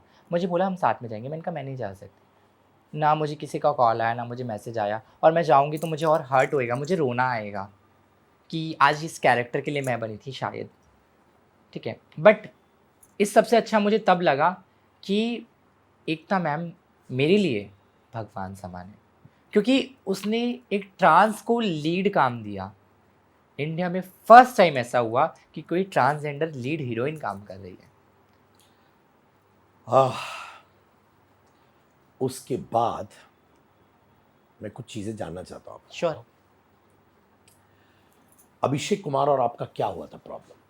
अभिषेक और मेरा, सबको पता है, अभिषेक दुनिया के लिए, मीडिया के लिए मेरा भाई है, बट ऐसा कुछ नहीं है। मैं उसको नहीं जानती, वो मुझे नहीं जानता। ये भाई माने कैसे? मीडिया को मालूम है आप दोनों भाई हो, कैसे? या भाई बहन हो? एक्चुअली हुआ यूँ था, अभिषेक जब बिग बॉस के घर पे जा रहा था ना, तो हुआ यूँ, वो सिद्धिविनायक मंदिर गया, मैंने उसको टेक्स्ट करा जीत कर आना। उसने कहा, मैंने सिर्फ इतना लिखा जीत कर आना, क्योंकि मैंने आपको बताया ना मुझे प्रोफाइल स्टॉक करना पसंद है और मुझे पता था अभिषेक बिग बॉस कर रहा है। मैंने उसको बोला जीत कर आना। उसने मुझे बोला थैंक यू सो मच, अपना आशीर्वाद बनाए रखना। मैंने कहा ओके, जाने से पहले नज़र उतरवा के जाना मम्मी से, या जो भी घर में बड़े होंगे, नहीं टाइम मिले तो मेरे पास आ जाना। मैंने कहा, उसने कहा हाँ मम्मी फ्री है आज, मम्मी ने मेरी नज़र उतारी है, ओके। मैंने और ये सब इंस्टाग्राम पे हो रहा था कि व्हाट्सएप में हो रहा था? इंस्टाग्राम पे, तब हम नहीं जानते थे एक दूसरे को। तो बात हुई, मैंने कहा गॉड ब्लेस यू, जो हो अच्छा। उसने कहा जय माता दी। फिर मैंने कहा हम मिलेंगे, कहा उसने कहा आने के बाद पक्का मिलूंगा मैं आपसे।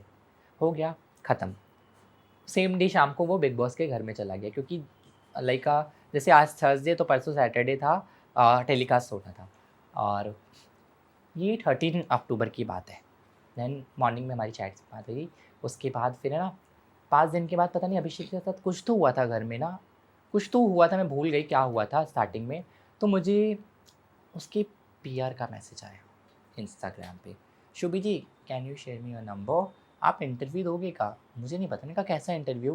कह रहा हम आपको बताएंगे, आप नंबर शेयर कीजिए। मैंने नंबर शेयर किया तो उसका अकाउंट होल्ड PR नहीं कर रहे थे, उसका रूममेट, उसका फ्रेंड संजोग अकाउंट होल्डर था। देन उसके बाद मुझे PR का चार्ली, उसके PR का मुझे गुजरात से मैसेज आता है, हाय शुभी जी आई एम अभिषेक PR, ऐसा वैसा ये वो इंटरव्यू। मैंने कहा कैसा इंटरव्यू? कह रहे अभी आपको अभिषेक के सपोर्ट के लिए कुछ बोलना है। मैंने कहा ओके, आपने अभिषेक में क्या देखा, आपके अभिषेक से कैसे पहचान है? तो मैंने सबको ये बोला अभिषेक से मेरी कोई पहचान नहीं है, अभिषेक और हम इंस्टा के थ्रू फ्रेंड बने, बात हुई तो अच्छी बात है। अभिषेक ने मुझसे रिस्पेक्ट से बात करी, क्योंकि यार इंडस्ट्री में ऐसा होता है ना, बहुत सारे एक्टर हीरो जो अभी भी है, ऐसे मैं नाम नहीं ले जाऊँगी, कुछ कुछ ऐसे हैं जो है ना, हम ट्रांस लोगों से अच्छे से बात नहीं करते हैं। फीमेल्स तो सारी अच्छे से बात करती है, लेकिन हीरो जो है वो अच्छे से बात नहीं करते हैं। तो अभिषेक मुझे इन मामलों में अच्छा लगा, उसने मुझे रिस्पेक्ट से बात करी, आशीर्वाद लिया, टच वुड, मुझे बहुत अच्छा लगा। तो मैंने कहा देखो जो भी है यार, अभिषेक मेरे बड़े भाई जैसा है, मेरे बड़े भाई जैसा है, जो भी है मैं उसको दिल से भाई मानती हूँ, मेरा फ्रेंड है, मैं उसकी फ़ैन हूँ, सबसे बड़ी बात, मैं उसकी फ़ैन हूँ, मुझे अच्छा लगा, अभिषेक में मैं सपोर्ट कर रही हूँ। और सबसे बड़ी चीज़, इस टाइम पे बिग बॉस के पूरे घर में अभिषेक जेन्युइन है, मेन रीज़न तो ये है। उस टाइम पे उसके साथ कुछ तो हुआ था, ईशा मालविया, उसका कुछ तो लफड़ा, कुछ तो हुआ था, मैं भूल गई, सेकंड वीक में हुआ था ऐसा। तो ओके, वो इंटरव्यू वायरल हुआ, टेली मसाला, ज़ूम, अपना फिर ये बहुत सारे पता नहीं कहाँ-कहाँ से लोगों का मैसेज। तो मुझे वो PR है ना उसका, एक दिन में 7-7 8-8 इंटरव्यू करता था मेरे साथ।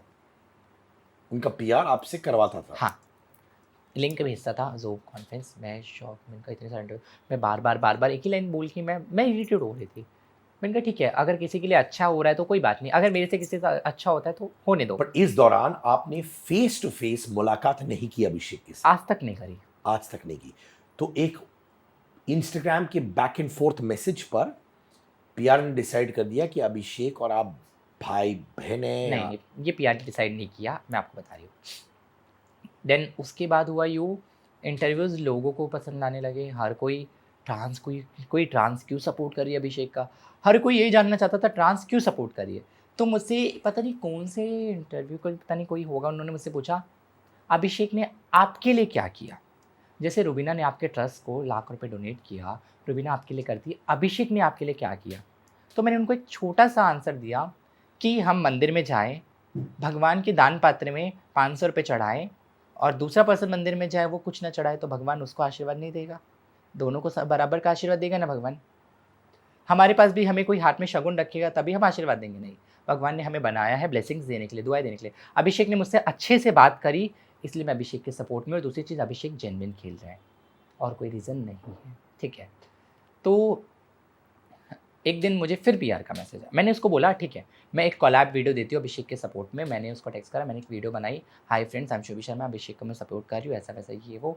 देखो अभिषेक इस समय बिग बॉस में एकदम जेन्युइन है, तो अभिषेक के साथ जो भी हुआ ये सब नहीं होना चाहिए था और प्लीज़ बाकी सारे टू फेसेस लग रहे हैं मुझे। तो हमने कोलैब पोस्ट करी अभिषेक की प्रोफाइल पे और मेरे, ओके। देन उसके बाद मुझे फिर पीआर के थ्रू मैसेज आया, शुभी जी आप लोगों में कोई पूजा होती होगी, दिवाली आ रही है, हम दिवाली पे कोई पूजा कर सकते हैं? मैंने कहा हाँ, पूजा तो करते हैं। कह रहे कोई पूजा कर सकते हैं, हम अभिषेक के घर पे अभिषेक के लिए पूजा करनी है। मैंने कहा अभिषेक के लिए, ओके आ जाऊँगी मैं। कैसे कैसे करना है? मैंने कहा देखो हम दिवाली पूजा में उस पूछे हवन करने का, ये देखो हम पहली बात कोई पूजा दिखावा नहीं कर सकते। सिंपल जो नॉर्मल पूजा होती है, हम दीप जलाएंगे, अगरबत्ती लगाएंगे, फूल लगाएंगे, रंगोली बनाएंगे, बस। हम दिखावे के लिए कुछ नहीं करेंगे। मैंने उनको ये बोला, आप नॉर्मल से घर में सामान मंगाएं, हम पूजा करेंगे। दिवाली के 2 दिन पहले मैं अभिषेक के घर पे गई लास्ट ईयर, तो उसकी रूममेट पूजा थी और उसका फ्रेंड अपना कशिश ठाकुर, निवेदिता और काफ़ी 3-4 सेलेब्स थे, आई डोंट नो नाम मुझे भी नहीं पता। तो वहाँ पे काफ़ी सारी मीडिया भी थी। सबकी नज़रें मेरे पे, ये है कौन? और ये क्यों सपोर्ट कर रही है अभिषेक को? तो वहाँ पे पूजा वगैरह करी हमने, तो उन्होंने पूछा, तो मैंने कहा देखो यार सब चाहते थे लाइक दिवाली की पूजा सबके घर में होती है। मैं अभिषेक को लाइक दिल से भाई मानती हूँ, भाई जैसा है मेरे, और सबसे बड़ी चीज़ मैं उसकी बहुत बड़ी फ़ैन हूँ। मैंने ये स्पेशली वीडियो में बोला है, मैं उसकी फ़ैन हूँ। तो हर कोई मीडिया यही मेंशन करने लगा, अभिषेक सिस्टर शुभी शर्मा ट्रांसजेंडर, अभिषेक सिस्टर ट्रांसजेंडर शुभी, अभिषेक सिस्टर ट्रांसजेंडर। हर कोई मीडिया फिर यही डालने लगा, अभिषेक की बहन शुभी, अभिषेक की बहन शुभी। तो मैं उनको ये बोलती हूँ यार मैं उसकी बहन नहीं हूँ, बट मैं मानती हूँ और मैं इसकी सबसे बड़ी चीज़ मैं उसकी फ़ैन हूँ। मैंने यही बोला हर जगह। तो उन लोगों ने अपने आप डाला तो मैंने इग्नोर करना शुरू कर दिया। यहाँ पे लोगों की नज़रों में मैं उसकी बहन बन गई, हमारा रिलेशन बन गया, बिना मिले, बिना बात किए, बिना सोचे। इट्स ओके, रिलेशन कभी भी किसी के साथ बन सकता है। और रही बात देखो, मेरे से जो अच्छे से बात करेगा, मुझे जो रिस्पेक्ट देगा, मैं उसको रिस्पेक्ट दूँगी। फिर मुझे एक कमेंट आया, आपको इन सब चीज़ के कितने पैसे मिले? किसने दिया ये कमेंट? पता नहीं, कोई अननोन होगा। सोशल मीडिया पे किसी फ़ैन ने कमेंट किया, आपको इन सब के कितने पैसे मिले ये सब करने के? मैंने कहा व्हाट हैपेंड पैसे? हम थे अभिषेक के घर पे। उन्होंने मुझे पता है स्पेशली क्या मैसेज करा, आप हो सके तो 5, 6, 7, 8 ट्रांसजेंडर का क्राउड लेके आना, मीडिया के आगे दिखेगा। मुझे पीआर ने मैसेज करा। तो पता है अब मैं सच्ची बताऊँ, देखो मेरे जितने भी ट्रांस फ्रेंड्स हैं, कोई मांगने जाता है, कोई सेक्स वर्कर है, कोई कुछ करता है, कोई कुछ करता है, तो यार वो कहीं भी जाएंगे तो वो चाहेंगे ना हमको 2 पैसा मिले, एटलीस्ट 1000, 2000, 3000, 5000 कुछ तो मिले, वो यही सोचेंगे ना। तो उनको मैंने बोला चलो मेरे साथ। मुझे दो एक तो ट्रांस ने ये बोला कि क्या मिलेगा? मैंने कहा देख बेटा वहाँ से कुछ नहीं मिलता है, मैं मेरी तरफ से दूँगी। मैंने ये बोला, इट्स ओके। मेरे भाई के लिए करना है, और मेरे मतलब मैंने ये बोला मेरे भाई के लिए करना है और मैं तो देखो उसकी बहुत बड़ी फ़ैन हूँ, इट्स ओके चलो करेंगे। ठीक है, हम गए, मैं तो देखो मैंने तो दिल से किया सब कुछ, उसके लिए जो भी किया, इतना सपोर्ट किया मैंने दिल से ही किया, सब जानते हैं। सबसे बड़ी चीज़ कोई जाने या ना जाने, मेरे भगवान जानते हैं, कृष्णा जी जानते हैं, ख़त्म बात। देन उसके बाद हमने पूजा करी, मीडिया थी, सब मेरा इंटरव्यू ले रहे, सब मुझसे पूछे बार-बार, यार आप मतलब अभिषेक को आप इतना मानती है, आप उनके लिए दिवाली पूजा रख रही है। मैंने कहा देखो मेरी बात सुनो, अभिषेक सबसे बड़ी रीज़न तो ये है, अभिषेक जेन्युइन दिख रहा है मुझे इस टाइम पे। सच में वो जेन्युइन था, जेन्युइन दिख रहा है मुझे इस टाइम पे वो, तो मैं सपोर्ट कर रही हूँ। और दूसरी चीज़, और हाँ, अब मैं दिल से अभिषेक से कनेक्ट हो चुकी हूँ, क्योंकि जितना मैं किसी के लिए, मैंने शायद इतना लाइफ में किसी के लिए नहीं किया, जितना मैं अभिषेक को सपोर्ट कर रही हूँ, दिल से कनेक्ट हो चुकी हूँ। तब मेरे दिल में भी एक आस थी, अभिषेक जब बिग बॉस के घर से आएगा, मुझसे मिलेगा, मुझे रिस्पेक्ट देगा ना, बस आई एम हैप्पी। मुझे उससे 1 रुपये का लालच नहीं, अब ना मुझे कोई फ़ेम का लालच है। उसकी फ़ेम पे मैं कुछ नहीं कर सकती, सीधी एक बात। देन उसके बाद हाँ, हो गया। तो मैंने कहा हाँ, भाई मानती हूँ मैं उसको, ये है, वो है, ऐसा-वैसा। हमने इंटरव्यूज़ दिए, फिर वहाँ से मैं चली गई। तो ऊपर ही मेरी एक फ्रेंड रहती है अभिषेक की बिल्डिंग में, यहीं पे से इधर ही रहता है, पीछे ही रहता है अभिषेक। तो उसकी बिल्डिंग में ऊपर मेरी एक फ्रेंड रहती है, तो मैं उनसे मिली और बात-वात हुई, तो उनको मैंने सब शेयर किया, ऐसा-ऐसा हो रहा है, ये चल रहा है, वो चल रहा है। फिर फिनाले का टाइम आ गया। मुझे उसके पीआर का बार-बार मैसेज आ रहा था। शुभी 15-20 ट्रांस के साथ आप एक सपोर्ट वीडियो बना सकते हो। 15-20 ट्रांस, 15-20 ट्रांस, मैंने तो सोचा 15-20 ट्रांस। मैंने कहा okay, I will try to my best. फिर आईना शो शुरू हो गया, तो मैं कंटिन्यू, मेरे शूट चल रहे थे। मैंने कहा लिसन, अभी तो मैं शूट पे बिज़ी हूँ, I will try to my best, जैसे मुझे टाइम मिलेगा मैं बना के दूँगी। शुभी जी आपने कॉल नहीं किया, अभी तक आपने वीडियो नहीं बनाया। मैंने कहा मैं आपको कॉल करती हूँ। फिर नेक्स्ट, शुभी जी आपने कॉल नहीं किया। फिर नेक्स्ट डे फिनाले के 3 दिन पहले मैंने एक सिंगल वीडियो बनाई। Hi friends, I am Shubhi Sharma, ये वो समथिंग, अभिषेक आप देख रहे हैं ऐसा चल रहा है, प्लीज़ जितना हो सके उतना वोट कीजिए, मेरे पास टाइम नहीं मिल रहा है वीडियो बनाने का, तो मैं वीडियो नहीं बना सकती। तो जो भी मैंने वो वीडियो बनाई, तो सारे चैनल्स ने फटाफट वो वीडियो डाल दी, जितने भी चैनल थे, X Y Z, I don't know, पता नहीं इतने सारे नाम है, समझ भी नहीं आता। तो उसके बाद ना ये हुआ, क्या बोलते हैं, फिनाले का दिन, हम सबकी धड़कनें तेज़, अभिषेक और कौन-कौन था वहाँ पे? मुनावर और एक और थी ना टॉप 3 में, मनारा। तो मेरी ट्रांस टीम सारी देख रही, तो ना बच गए मुनावर और नहीं सॉरी अंकिता, अंकिता जैसे निकल गई ना, तो सबको लगा अब तो अभिषेक जीतेगा। फिर मेरे को कम से कम मेरे बहुत सारे 15-20 चांस का कॉल आया, शुभी अब तो तेरा भाई जीत गया, अब तो तेरा भाई जीत गया। मैंने कहा हाँ, इट्स ओके। कह रही अभिषेक से मिलने जब जाओगी ना, अकेले मत जाना, हम सब साथ में जाएँगे, अभिषेक को सारे मिलके दिल से आशीर्वाद दे के आएँगे। बहुत सारे ट्रांस एक्साइटेड थे, मैं अकेले नहीं, बहुत सारे ट्रांस एक्साइटेड थे, मेरी कम्युनिटी एक्साइटेड थी अभिषेक से मिलने के लिए। ओके, फिर पता नहीं क्यों अभिषेक हार गया। हारने के बाद मैंने उसको मैसेज करा, कोई बात नहीं बेटा, जो होता है अच्छे के लिए होता है, और आप विनर नहीं बने लेकिन लोगों की नज़रों में आप विनर हो, बी पॉजिटिव, सब अच्छा होएगा। उस मैसेज का आज तक रिप्लाई नहीं आया, अभी तक रिप्लाई नहीं आया। फिर मैंने उसको कॉल किया था 1 महीने के बाद, कहाँ पे? इंस्टाग्राम पे कॉल व्हाट्सएप पे। मैंने उसको व्हाट्सएप पे कॉल किया, नहीं पहले मैसेज किया, फिर नॉर्मल कॉल किया, उसने कॉल पिक नहीं किया। उसने मेरे मैसेजेस को इग्नोर करना शुरू कर दिया। मेरे 7-8 मैसेज को इग्नोर करा, फिर मैंने छोड़ दिया। मैंने इग्नोर करा, फिर मुझे मेरी पीआर है, तो मेरी पीआर ने बताया शुभी जी, मैं आपको पहले ही बोल रही थी, देखना ऐसा ही हुआ ना आपके साथ। मैंने कहा यार इट्स ओके ना, कोई बात नहीं। तो अ, मुझे ना फिर बीच में ना एक पता नहीं कौन-सा चैनल था, मुझे उसने बोला कि शुभी जी आप है ना बिग बॉस में जाने के लिए ऐसा सब कर रहे हो, उसको सपोर्ट कर रहे हो, आप फ़ेम पाने के लिए ऐसा कर रहे हो, आपको बिग बॉस से आप अगर ऑफ़र आएगा तो आप क्या करोगे? मैंने कहा जब ऑफ़र आएगा तब का तब देखेंगे, अभी हम इस टाइम पे ये बात करने आए हैं, हम ये बात करते हैं, ओके। बट आप बिग बॉस पाने के लिए सब कर रहे हो। मैंने कहा नहीं ऐसा कुछ नहीं है, आपको जो सोचना है सोचो, बट मेरा दिल जानता है मैं सच्ची हूँ और ऊपर वाला जानता है, ओके। हमारे मुझे ऐसा बहुत सारे नेगेटिव भी कमेंट्स आने शुरू हुए। उसके बाद है ना मुझे बहुत सारे लोग बोलने लगे, "क्या हुआ अभिषेक का? तुम्हारा ये वो ऐसा-वैसा।" फिर मुझे 3-4 पता नहीं चैनल वाले पूछने लगे, "शुभी जी आपने अभिषेक के साथ अभी तक एक भी पोस्ट नहीं करी, अभिषेक तो घर से बाहर आ गया और अभिषेक से आप मिल नहीं रही, बात नहीं कर रही, आपके लिए अभिषेक ने क्या किया?" मुझे इंस्टा पे मैसेजेस आने लगे, पता नहीं लोगों को मेरा नंबर कहाँ से मिल गया, वो लोग मुझे व्हाट्सएप पे मैसेजेस करने लगे। मैंने 3-4 जन को ब्लॉक भी कर दिया। अब मैं उनको क्या रिस्पॉन्स दूँ कि अभिषेक मुझे इग्नोर कर रहा है? इट्स ओके, कोई बात नहीं, मैंने उस टॉपिक को वहाँ ख़त्म कर दिया। फिर बातों-बातों में मेरी लास्ट इंटरव्यू में ये वीडियो मेरी ये बातें सामने निकली कि शुभी जी हम सब जानते हैं कि अभिषेक और आपका अच्छा बॉन्ड बन चुका था, एक ऐसा अनचाहा रिश्ता बन गया था जो कभी ना टूट सके।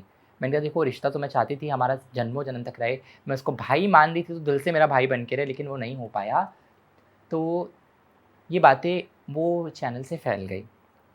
तो पता नहीं किसी चंडीगढ़ से किसी एक अननोन पर्सन ने अभिषेक का कोई था फ्रेंड और मुझे तो ऐसा लगता है कि उन लोगों ने मिलके करा होगा कि उन्होंने बोला शुभी शर्मा एक ट्रांसजेंडर है, वो इस फेम पाने के लिए सब कर रही है। तो ये सब है ना वीडियो मुझे टैग कर करके डालने लगे, यूट्यूब पे डालने लगे वीडियो। फिर मेरे को 2-3 चैनल से मतलब ऑफ़र अप्रोच करने लगे, मैम हम अभिषेक के लिए आपके साथ इंटरव्यू करना चाहते हैं। तो मैंने मेरी पीआर को बोला, उन्होंने कहा शुभी जी आप इंटरव्यू दो। मैंने इंटरव्यू दिया, ओके, इंटरव्यू दिया तो मैंने सब बताया ये सब ऐसी बात है। मैं अभिषेक को गलत कहीं नहीं बोल रही, मैंने यहाँ पे भी ये बोला कि क्या पता अभिषेक को नहीं पता हो कि ट्रांस कौन है, शुभी ने इसको सपोर्ट किया। लेकिन अभिषेक ने तो मुझे जानता है, उससे मेरी बात हुई है, व्हाट्सएप डीपी देख रहा है, मुझसे बात क्यों नहीं कर रहा है? फिर क्या हुआ, अभिषेक बिग बॉस से आने के बाद उसने ना पार्टी रखी थी, सक्सेस पार्टी। तो उसकी रूममेट पूजा को मैंने इंस्टा पे टेक्स्ट करा सेल्फिश भाई, और वो सेल्फिश वाला इमोजी भेज दिया। तो बोलती मुझे तुरंत मैसेज रिप्लाई आया, शुभी जी आप क्यों नहीं आए? मैंने कहा मुझे तो कुछ पता ही नहीं। शुभी जी सॉरी सॉरी सॉरी, हमारी टीम को पता नहीं था आप मुंबई में हो, हमें लगा आप दिल्ली में होगे, आप आउट ऑफ मुंबई हो, ऐसा वैसा ये वो। मैं भी बोलती हूँ टीम को ऐसा वैसा ये वो। मैं समझ गई ये लोग मुझे पागल बना रहे हैं। सबको पता था मैं मुंबई में हूँ। उसने मुझे ऐसा बोला हमें नहीं पता था आप मुंबई में हो, सॉरी अभिषेक से मैं बात करती ये वो। मैंने फिर इग्नोर करके छोड़ दिया, उसके बाद मैंने मैसेज करना बंद कर दिया। और अभी पिछले लास्ट मंथ से ये सब बातें निकल रही हैं। मैं निकालना नहीं चाहती थी बट निकल गई बातें, मेरे से वो लास्ट इंटरव्यू में निकल गया। तो जो था मैंने सच बोला, मैं झूठ नहीं बोल रही। लेकिन लोग अभी भी ये बोल रहे शुभी फेम पाने के लिए और बिग बॉस पाने के लिए सब करिए। यार पहली बात, उसके बारे में गलत बोल के मुझे बिग बॉस वाले अंदर तो ले नहीं लेंगे, फर्स्ट चीज़। दूसरी चीज़, उसके बारे में गलत बोल के मुझे फेम कैसे मिलेगा? मैं लोगों की नज़रों में गलत हो जाऊँगी, फेम नहीं मिलेगा। तो मैं सबके कमेंट्स का मैंने ये रिप्लाई करा, फिर मैंने कहा छोड़ो, लोगों का काम है ट्रोल करना, करने दो। अगर एक चीज आपको अभिषेक को आज कहना है, क्या कहेंगे? आप जो कर रहे हो अच्छा करते रहो, सब कुछ बेस्ट करो। लेकिन अभिषेक कहीं कहीं आप थोड़ा थोड़ा सेल्फिश लगते हो आप मुझे, क्योंकि मैंने बहुत जगह नोट करा है, आपको जिससे काम होता है ना, मैं लाइक आपकी हर एक वीडियोस पोस्ट देखती हूँ, स्टोरीज भी देखती हूँ। टचवुड आप मम्मी को बहुत मानते हो, इसमें बहुत खुश हूँ, मम्मी को आप बहुत मानते हो। लेकिन आप कहीं कहीं ना कुछ कुछ लोगों से सिर्फ मतलब के लिए बात करते हो। ऐसा मुझे 1-2 जन ने और बोला है अभिषेक, मैं नाम नहीं ले सकती, लेकिन मुझे ऐसा 1-2 जन ने और बोला है। बट मैं दिल से अभिषेक को अभी भी ब्लेसिंग्स ही दूंगी कि वो मेरा भाई पहले भी था, जिसको मैंने माना था, है और हमेशा भाई की तरह ही रहेगा। और मेरा बहुत सारा प्यार है अभिषेक को, मैं कुछ उसको गलत बोल ही नहीं सकती बस। इस प्रोसेस में आप यूज्ड फील कर रही थी? हाँ, मतलब मुझे ऐसा लगा कि अभिषेक और उसकी पूरी टीम ने मिलकर ना ट्रांसजेंडर की फीलिंग के साथ खेला, जो बहुत गलत है।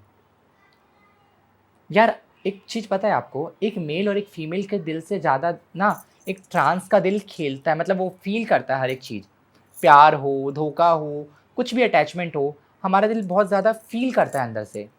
क्योंकि मैंने नोट करा है हम बहुत ज़्यादा एकदम मतलब लोगों के लिए ज़्यादा ही सोचने लगते हैं। तो मुझे ये लगता है कि उन सब ने मिलकर ट्रांस की फीलिंग के साथ खेला। जी हाँ दोस्तों, मेरा खुद का मर्चेंडाइज, अंगार merchandise, jumpers, T shirts, hoodies, mugs, ये सब आपको मिलेंगे इस लिंक पर विच इज angar.store। यहां पर क्लिक करिए, link of this is also in the description, जो आपको मिलेगा इस वीडियो के नीचे।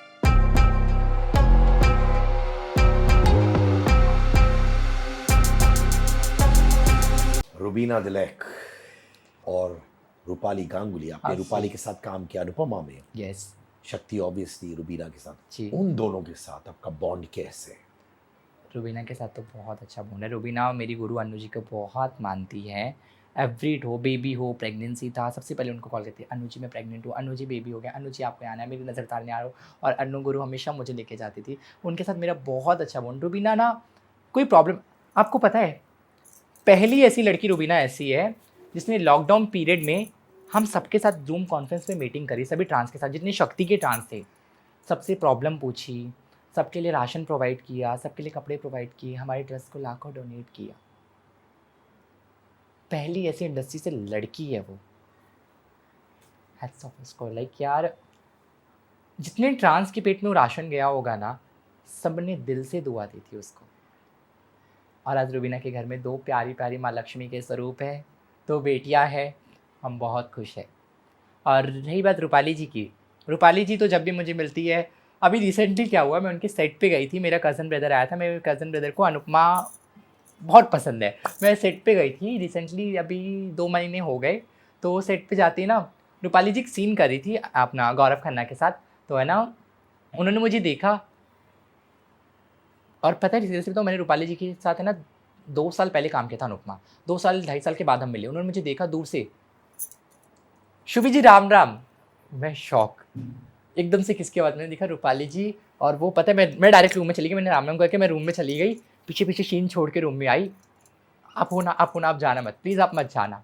मुझे बहुत अच्छा लगा, वो गई, तो है ना उनको मुझसे काम था, फिर गई, हम 5 मिनट के बाद उन्होंने मुझे रूम मिला, शुभी जी अब रूम में आओ, फिर उन्होंने सबको बाहर भेजा रूम में, मैं और वो, उन्होंने बहुत सारी बातें करी, बहुत कुछ शेयर किया, शुभी जी आप घर पे कब आ रहे हो, मुझसे कब मिल रहे हो, मेरे बच्चों से कब मिल रहे हो, भाई से कब मिल रहे हो, मम्मी से कब मिल रहे हो, प्लीज़ आप आओ मेरे घर पे, रिक्वेस्ट है मेरे बच्चे की नज़र उतारो, फिर उन्होंने मुझसे रिक्वेस्ट करी, शुभी जी आप आए ना प्लीज़ मेरी नज़र उतार के जाओ। मुझे उस दिन बहुत अच्छा लगा। देन उसके बाद उन्होंने अपना कॉन्टैक्ट शेयर किया था मुझे, हाँ कॉन्टैक्ट था मेरे पास पहले से, बट मेरे पास सेव नहीं था। उस दिन कॉन्टैक्ट उनके पास, उन्होंने कहा शुभी जी मैं काफ़ी दिनों से आपका कॉन्टैक्ट भी ढूँढ रही थी, आपसे मिलना चाहती थी, बात करना चाहती थी। How sweet! मेरे को बहुत खुशी हो रही थी सब जान के अंदर से। देन फिर अभी अभी 5 दिन पहले मेरा बर्थडे था, तो मैंने माता की चौकी रखी थी। मैंने रूपाली जी को टेक्स्ट करा, रूपाली जी प्लीज़ आना यार, मुझे बहुत खुशी होगी। तो रूपाली जी ने मुझे तुरंत रिप्लाई करा, शोभि जी बहुत सारा प्यार, बहुत सारी दुआएँ, बहुत सारा आशीर्वाद, और शोभि जी प्लीज़, सबसे पहले तो यही आया, शोभि जी प्लीज़ आप इन दोनों मेरे से मिलने आओ ना, मैं बहुत एक्साइटेड हूँ आपसे मिलने के लिए, टाइम निकालो ना प्लीज़, टाइम क्यों नहीं निकालते? उन्होंने मुझे ऐसा वॉइस करा तुरंत। शोभि जी देखो मेरा रूट दूर है, मैं पूरी कोशिश करूँगी आने की, लेकिन आपको पता है काम बहुत ज़्यादा है। मैं पूरी कोशिश करूँगी, बट मैंने कहा चलो कोई बात नहीं, जैसे आपको टाइम मिले आप आ जाना। बट लेकिन रूपाली मुझसे मिलके बहुत ज़्यादा एक्साइटेड हो जाती है। ऐसा लगता है कि मतलब रूपाली से मैं अभी नई-नई मिल रही, जैसे हमारा बचपन से अच्छा बॉन्ड हो। How sweet. शुभी जी, ऐसा कभी हुआ है कि आप एक ट्रांसजेंडर का किरदार निभा रही हैं ऑन स्क्रीन हुँ। और करते वक्त आप रो गई? अक्सर होता था ऐसा मेरे साथ। मतलब क्या होता था ना, कई सारे शोज़ में, बहुत सारे शोज़ हैं, जहाँ पे मुझे ऐसा लगता था कि हमारे ट्रांस में जैसे किसी को एक शो में बेबी हुआ किसी हीरोइन को, तो मोस्टली मैंने ये देखा है कि जो हमारी ट्रांस में गुरुमा बनाते थे ना, किसी आदमी को, अच्छा खासा इंसान आदमी, उसको साड़ी पहनाकर, बिंदी लगाकर, विग लगाकर उसको गुरुमा बना रहे हैं, और हम ट्रांस को क्राउड में खड़ा किया जाता था साथ में। ये सब देख के मैं बहुत ज़्यादा रोती थी, वो सेट पे मुझे रोना आता था, पता नहीं क्यों? मुझे ऐसा लगता था यार हम मतलब ट्रांस इतने गिरे हुए हैं कि मतलब हम वो कैरेक्टर नहीं कर सकते। आप हमारा कैरेक्टर किसी आदमी से करवा रहे हो, दिस इज़ रॉन्ग। हमारी कम्युनिटी का मज़ाक बनाया जा रहा है ये, बहुत बार ऐसा हुआ।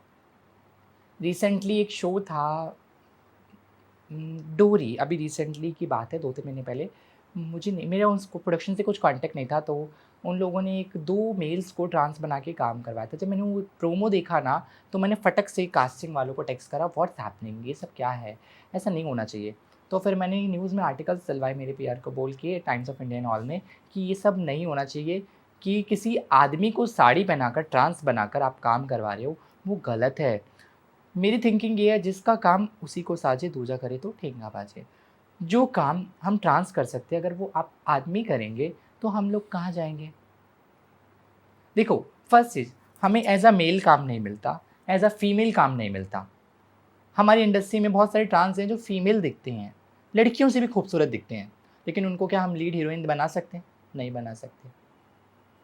तो जो काम हम ट्रांस कर सकते हैं, उसकी जगह पे क्यों किसी लड़के को या लड़की को ट्रांस बनाया जाता है? तो ये सब चीज़ें सोच के मैं हमेशा सेट पे रोती थी। मैं लास्ट टू लास्ट ईयर 2 साल पहले एक शो करी थी, दंगल टीवी का नथ, वहाँ पे भी ऐसा ही था। उसके बाद स्पाई बहू में भी ऐसा ही था। बहुत सारे शोज़ में ऐसा हुआ। एक शो नहीं है, बहुत शोज़ हैं।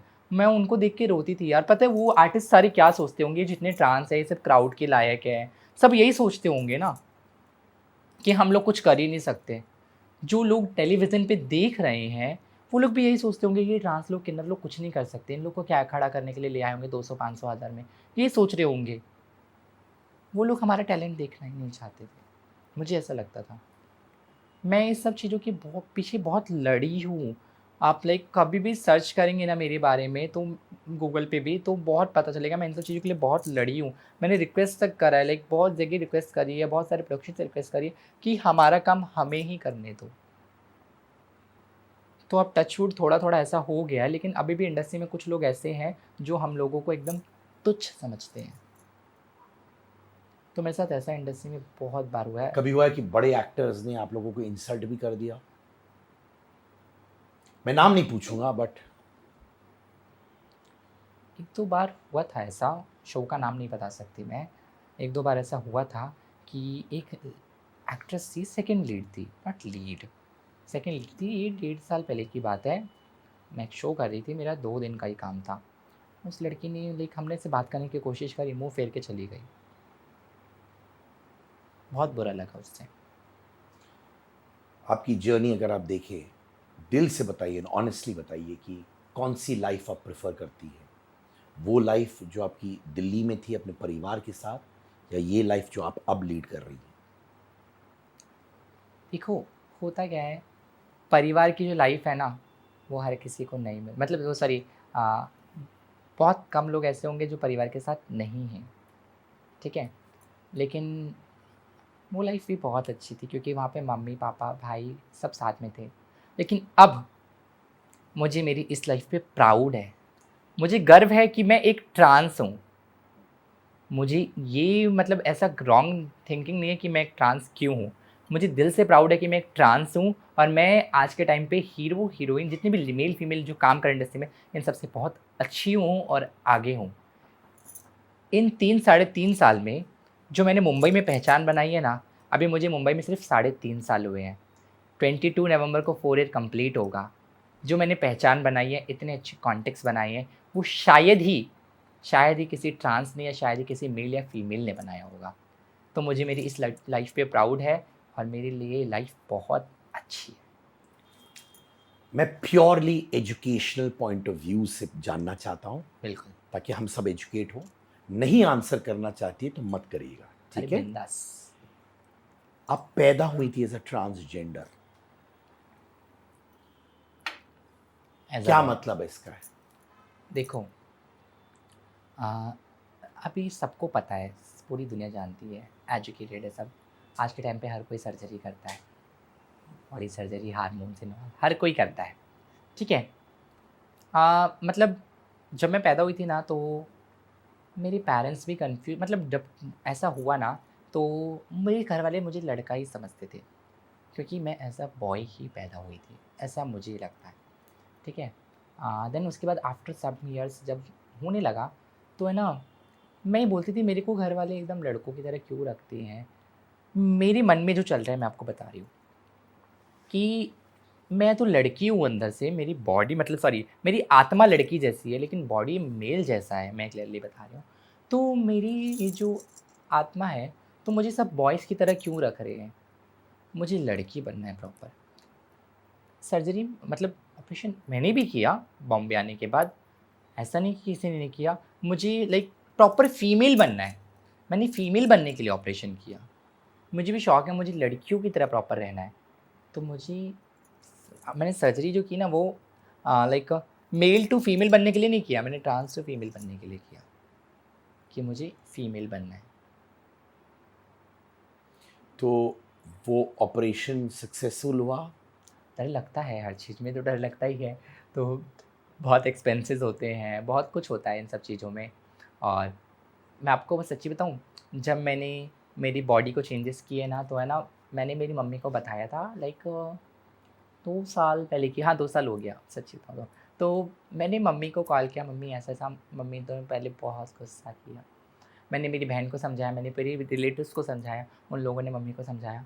उसके बाद मेरी मम्मा को आज मुझ पे बहुत प्राउड है और वो आज मुझे यकीन होता है कि मेरी लाइफ मैंने सक्सेस कर ली, मुझे जो चाहिए था मैंने सब हासिल कर लिया आज।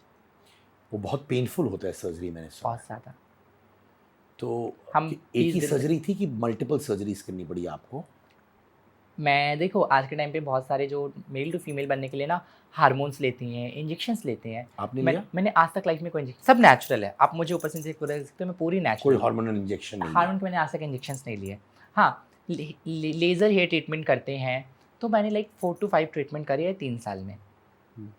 मेरी मोस्टली जो होते हैं ना सॉरी, हमारी कम्युनिटी में जिनको हेयर की बहुत ज़्यादा ग्रोथ होती है, मुझे ग्रोथ है ही नहीं, पूरी बॉडी पे ग्रोथ ही नहीं है। होंगी तो लाइक थोड़ा बहुत एकदम बेबी ग्रोथ होते ना, ब्राउनी। मैंने आपको बताया मेरी बॉडी में ब्राउन ब्राउन हेयर बचपन से ही थे मेरे। तो जो मैंने समझा, आपने एक सर्जरी करवाई जहाँ से आप ट्रांसजेंडर से लेडी बन गई, तो अभी आप लेडी हो।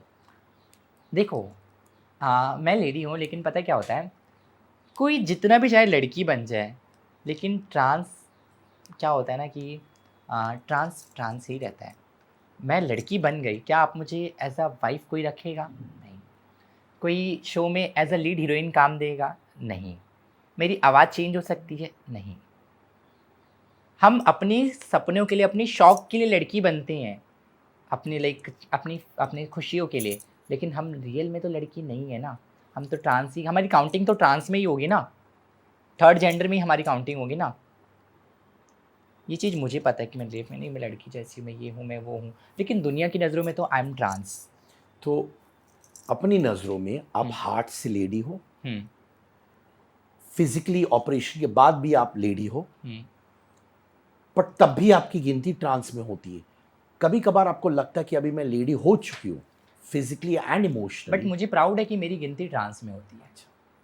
क्यों? इसका रीज़न ये है कि देखो, जो चीज़ एक ट्रांस कर सकता है ना, वो एक लेडी नहीं कर सकती, ठीक है? हाँ, लेडी एक फैमिली को खुश दे, परिवार को खुश दे सकती है, अपने हस्बैंड को खुशियाँ दे सकती है, वंश आगे कर सकती है, लेकिन ट्रांस जैसा हार्ट किसी के पास नहीं है, ट्रांस जैसा दिल किसी के पास नहीं है।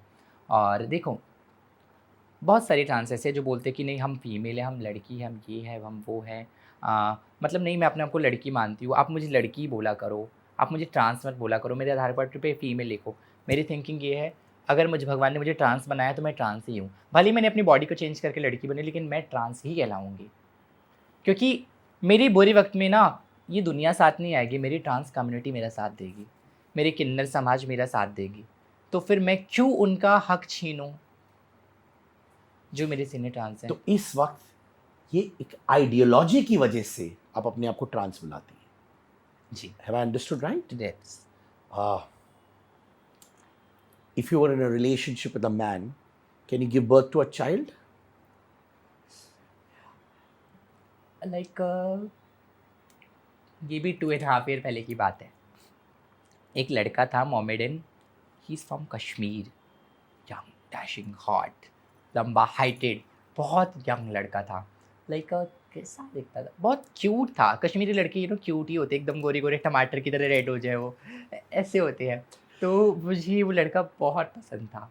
उसका नाम जेरी है, शायद आज वो मुझे देख भी रहा हो, तो मुझे बहुत पसंद था। वो मेरे साथ 7 मंथ रिलेशनशिप में था, पता नहीं हम दोनों के बीच में, हाँ, उसको मुझे छोड़ के जाने का उसका रीज़न था, वो मुझे चाहता था 4 दिन मैं घर में रहूँ, मैं क्लैपिंग ना करूँ, मैं ऐसे ना रहूँ, मैं वैसे ना रहूँ, मैं ये ना करूँ, मैं वो ना करूँ। मतलब मेरी लाइफ़ पे इसने पाबंदी थोड़ी-थोड़ी लगा रखी थी। और मैं उससे सच में बहुत प्यार करती थी। वो भी मुझे बहुत पसंद करता था। वो ऑफ़िस से आता, हम एक हस्बैंड वाइफ़ की तरह साथ में रहते थे। ऑफ़िस से आया शाम को, मेरे लिए कॉफ़ी बनाता था, हम दोनों साथ में कॉफ़ी पीते थे, फिर वो बर्तन धोना, फिर खाना साथ में खाना, नेक्स्ट डे फिर मॉर्निंग में ऑफ़िस का ऑफ़िस आना। हम ऐसा नहीं था कि सारा दिन बाबू शो ना करते फ़ोन पे, ऐसा कुछ नहीं था। देन उसको मेरी कुछ-कुछ आदतें नहीं पसंद थी। जैसे कि? जैसे कि देखो, मैं ट्रांस हूँ, तो मैं मेरी ट्रांस कम्युनिटी को छोड़ सकती हूँ? कभी नहीं। जो इंसान अपने माँ-बाप को, अपने परिवार को छोड़ के ट्रांस के पास आया है, तो वो एक लड़की को मतलब एक लड़के के लिए ट्रांस कम्युनिटी को छोड़ दे? नहीं। तो यार उसकी थिंकिंग यही थी, मैं ट्रांस के बीच में कम उठूँ, बैठूँ, और मेरे घर में मेरे ट्रांस फ्रेंड क्यों आ रहे हैं? मुझे ये सब नहीं पसंद, पार्टीज़ नहीं पसंद, घर में तुम क्यों किसी को बुला रहे हो? ऐसा था। तो 7 महीने के बाद वो अलग हो। तो देन 7 महीने का जो रिलेशनशिप था ना, वहाँ पे ख़त्म हो गया। मेरी थिंकिंग हमेशा यही रही कि मैं मेरे परिवार को, माँ-बाप को छोड़ के बॉम्बे आई हूँ, तो मैं मेरे ट्रांसजेंडर जिन्होंने मेरे को सहारा दिया, जिन्होंने मेरे लिए इतना सब कुछ किया, तो मैं एक लड़के के पीछे उन लोग को क्यों छोड़ूँ? सपोज़ मैं कल को बीमार होती हूँ, मैं मर गई, तो वो लड़का मेरा साथ नहीं देगा, मेरी कम्युनिटी मेरा साथ देगी। तो इस वजह से इट्स ओके, वो चला गया, मुझे हर्ट हुआ 5-6 दिन, उसके बाद मैंने लाइफ़ में दूसरा देखना नहीं चाहा। हाँ, ऐसा मुझे कभी-कभी लगता है कि यार टचवुड मेरी लाइफ में पैसा बहुत है, मैं बहुत कमाती हूँ, लेकिन मेरे पास किसी का प्यार नहीं है, एक अच्छा भाई नहीं है, मतलब सगा भाई नहीं है, इसने मुझे कभी प्यार नहीं किया। मम्मी-पापा से प्यार मिला तो वो भी मैं 3 महीने में एक बार दिल्ली मिलने चाहती हूँ, तभी होता है जो भी है। और बॉयफ्रेंड एक होना ज़रूरी है जिससे मैं सारी दिन की बातें शेयर कर सकूँ। बट अब मेरी मुंबई में भी एक फैमिली छोटी सी बन चुकी है, वो फ़िलहाल अभी मीरा रोड में रहती है। बहुत खुश हूँ मैं, मेरे को भाई-बहन, भाई-भाभी जैसे एक छोटी सी फैमिली मिली, अ, जिसकी मैंने मेरा बर्थडे उनके साथ अभी रिसेंटली सेलिब्रेट किया था। उनकी डॉटर, मेरे भाई की डॉटर साची तिवारी, बहुत अच्छी फैमिली है। I am happy with her. कभी ऐसा हुआ है कि कोई एक्टर ने आपको बोला है एक वन नाइट स्टैंड के लिए या फिर एक रिलेशनशिप के लिए? Good question. मेरे साथ ऐसा ना हुआ था 3 नहीं, जब मैं नई-नई बॉम्बे में आई थी, मैंने आपको नहीं बताया, अभी याद आया मुझे। जनवरी 2021 में एक बहुत अच्छा कॉमेडियन है, बहुत अच्छा एक्टर है, मैं नाम नहीं बता सकती। उसने मुझसे बात करी, मुझसे थोड़ी-थोड़ी बातें करी। उसने मुझे बोला मैं आपको काम दिलाऊँगा, मेरे साथ मिलो, ये वो ऐसा-वैसा। मुझसे मिलने नालासोपारा आया। लेकिन वो चैट्स डिलीट कर देता था, अनसेंड कर देता था। बट मैं भी तेज, मैं सारे चैट्स के स्क्रीनशॉट ले लेती थी। आई हैव ऑल स्क्रीनशॉट, अभी तक है मेरे पास स्क्रीनशॉट। तो वो क्या हुआ कि वो मुझसे मिलने आया, ड्रिंक वगैरह करता था वो, ड्रग्स करता था, मुझसे मिलने आया, मेरे साथ फिज़िकल हुआ, इट्स ओके, कोई बात नहीं। मुझे नहीं नॉलेज था तब, मैंने बोला ना नई-नई बॉम्बे में थी, मुझे नॉलेज नहीं था। तो उसके बाद उसने मुझे ब्लॉक कर दिया जाने के बाद। माने 24 आप लोग फिजिकल हो गए हाँ, और मतलब जाते वक्त ब्लॉक कर दिया? सच बताऊँ फिज़िकल मैं नहीं हुई थी, मेरी दूसरी फ्रेंड फिज़िकल हुई थी उसके साथ। अगर वो देख रहा होगा तो उसको पता है मैं उसके बारे में बोल रही हूँ। मेरी दूसरी फ्रेंड जो मेरी रूममेट थी वो फिज़िकल हुई थी उसके साथ। पर वो आया था आपसे मिलने? हाँ, 24 घंटे मेरे साथ रहा। तो 24 घंटे आपके साथ रहा, वो आपके साथ फिजिकल नहीं हुआ पर आपके दोस्त के साथ फिजिकल हो गया। एक्चुअली फिज़िकल हम दोनों ही होने वाले थे। हम दोनों ने सोचा हम होएँगे, उसके बाद है ना पता नहीं एकदम से मेरा मन चेंज हो गया, तो मेरी फ्रेंड ने बोला मैं हो जाऊँ क्या? मतलब वो क्यूट था, अट्रैक्शन था। मैंने कहा ठीक है, मेरी फ्रेंड भी इंटरेस्टेड थी उसमें, मैंने कहा ओके, हैप्पी। देन से जाने के बाद बोलता है यार मैं तेरे लिए आया था, तुमने मेरे साथ कुछ नहीं किया, ऐसा-वैसा ये वो। फिर है ना, उसने मुझे अगले दिन फिर ब्लॉक कर दिया। 3-4 महीने के बाद अप्रैल में मुझे उसका मैसेज आया फिर। हाय शुभी, हाउ आर यू? आप मुझसे मिलने घर पे आ सकते हो क्या? ये वो ऐसा-वैसा ये वो। यार मेरे पास एक काम है आपके लिए, प्लीज़ मुझसे मिलो, आपसे मुझे बात करनी है। मैं तो नई थी, मुझे बॉम्बे में 6 महीने हुए थे, मुझे पता नहीं। मैंने कहा चलो इट्स ओके यार, जाना चाहिए शुभी। मैं गई, बट उसने कहा बेटा शर्त है, हम दोनों को फिज़िकल होना पड़ेगा। मैंने कहा शुभी शर्त है बेटा। सोचा, मैंने कहा चल फ़ायदा हो रहा है तो क्यों नहीं? ओके, हम हुए फिज़िकल तब, टच वुड, झूठ नहीं बोलूँगी, हम हुए। उसके बाद वापसी आने का उसने बात करी, उसने कहा मैं तेरे को कॉल करता हूँ शाम को, मुझसे मिलने आ ऑफ़िस में मेरे। मैंने कहा ओके। उसके बाद उसने मुझे फिर ब्लॉक कर दिया। फिर 20 दिन के बाद उसने मुझे फिर कॉल करा, फिर कॉल किया। तो मैंने बोला बेटा तू जो मुझे पागल बना रहा है ना, मैं सब समझ गई हूँ अब। आइंदा गलती से मुझे कॉल मत करना, मेरे पास तेरे सारे चैट्स हैं, तेरे सारे पिक्चर्स हैं, मैं कुछ भी कर सकती हूँ। मैंने उसको ऐसा बोला। बट मैं झूठ नहीं बोलूँगी, मैंने आज तक ऐसा कुछ भी नहीं किया मेरे फ़ोन में, लेकिन मैं कुछ करती नहीं हूँ। किसी के बारे में गलत सोच के मुझे क्या मिलेगा? तो उसके बा बट सच बताऊँ मेरे पास कोई पिक्चर्स नहीं था। थोड़े बहुत चैट्स के स्क्रीनशॉट थे, बाकी सब कुछ नहीं था। पर ये नामचीन एक्टर था। है, अभी भी है, अभी भी है। तो उसके बाद मैं बहुत सारे शोज़ करती थी, तो मुझे बहुत सारे ऐसे एक्टर्स के मुझे अप्रोच आते थे।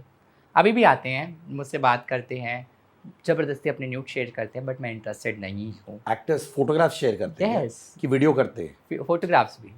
तो मैं इंटरेस्टेड नहीं हूँ, क्योंकि यार मैं सीरियसली बताऊँ, मेरी उम्र छोटी है, मैं 22 साल की हूँ अभी।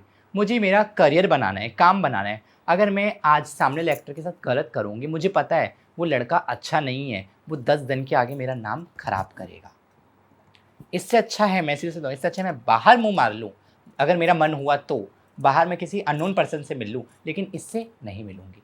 क्योंकि सपोज़ जैसे कि मैं एक शो में काम कर रही हूँ, शो के लीड ने मुझे अप्रोच करा, उसके साथ इन केस मैं फिज़िकल होती हूँ, तो वो पूरे सेट पे ढिंढोरा पीट देगा। मुझे इंसान पे भरोसा नहीं है।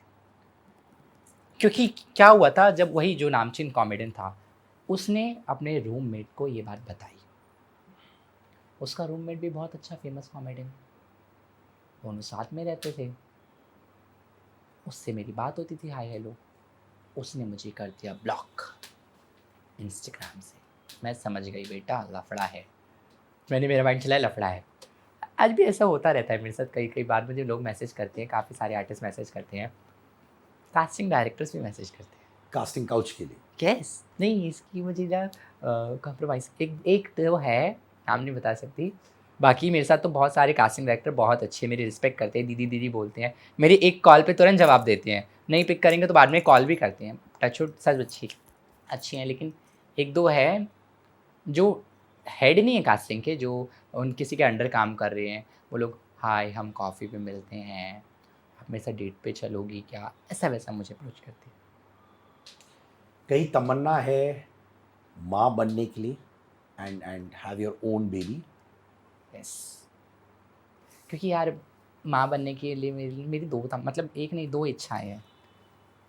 मेरी घर में बेटी नहीं है, मैंने आपको स्टार्टिंग से बताया मेरी फैमिली में बेटी नहीं है। मेरे पापा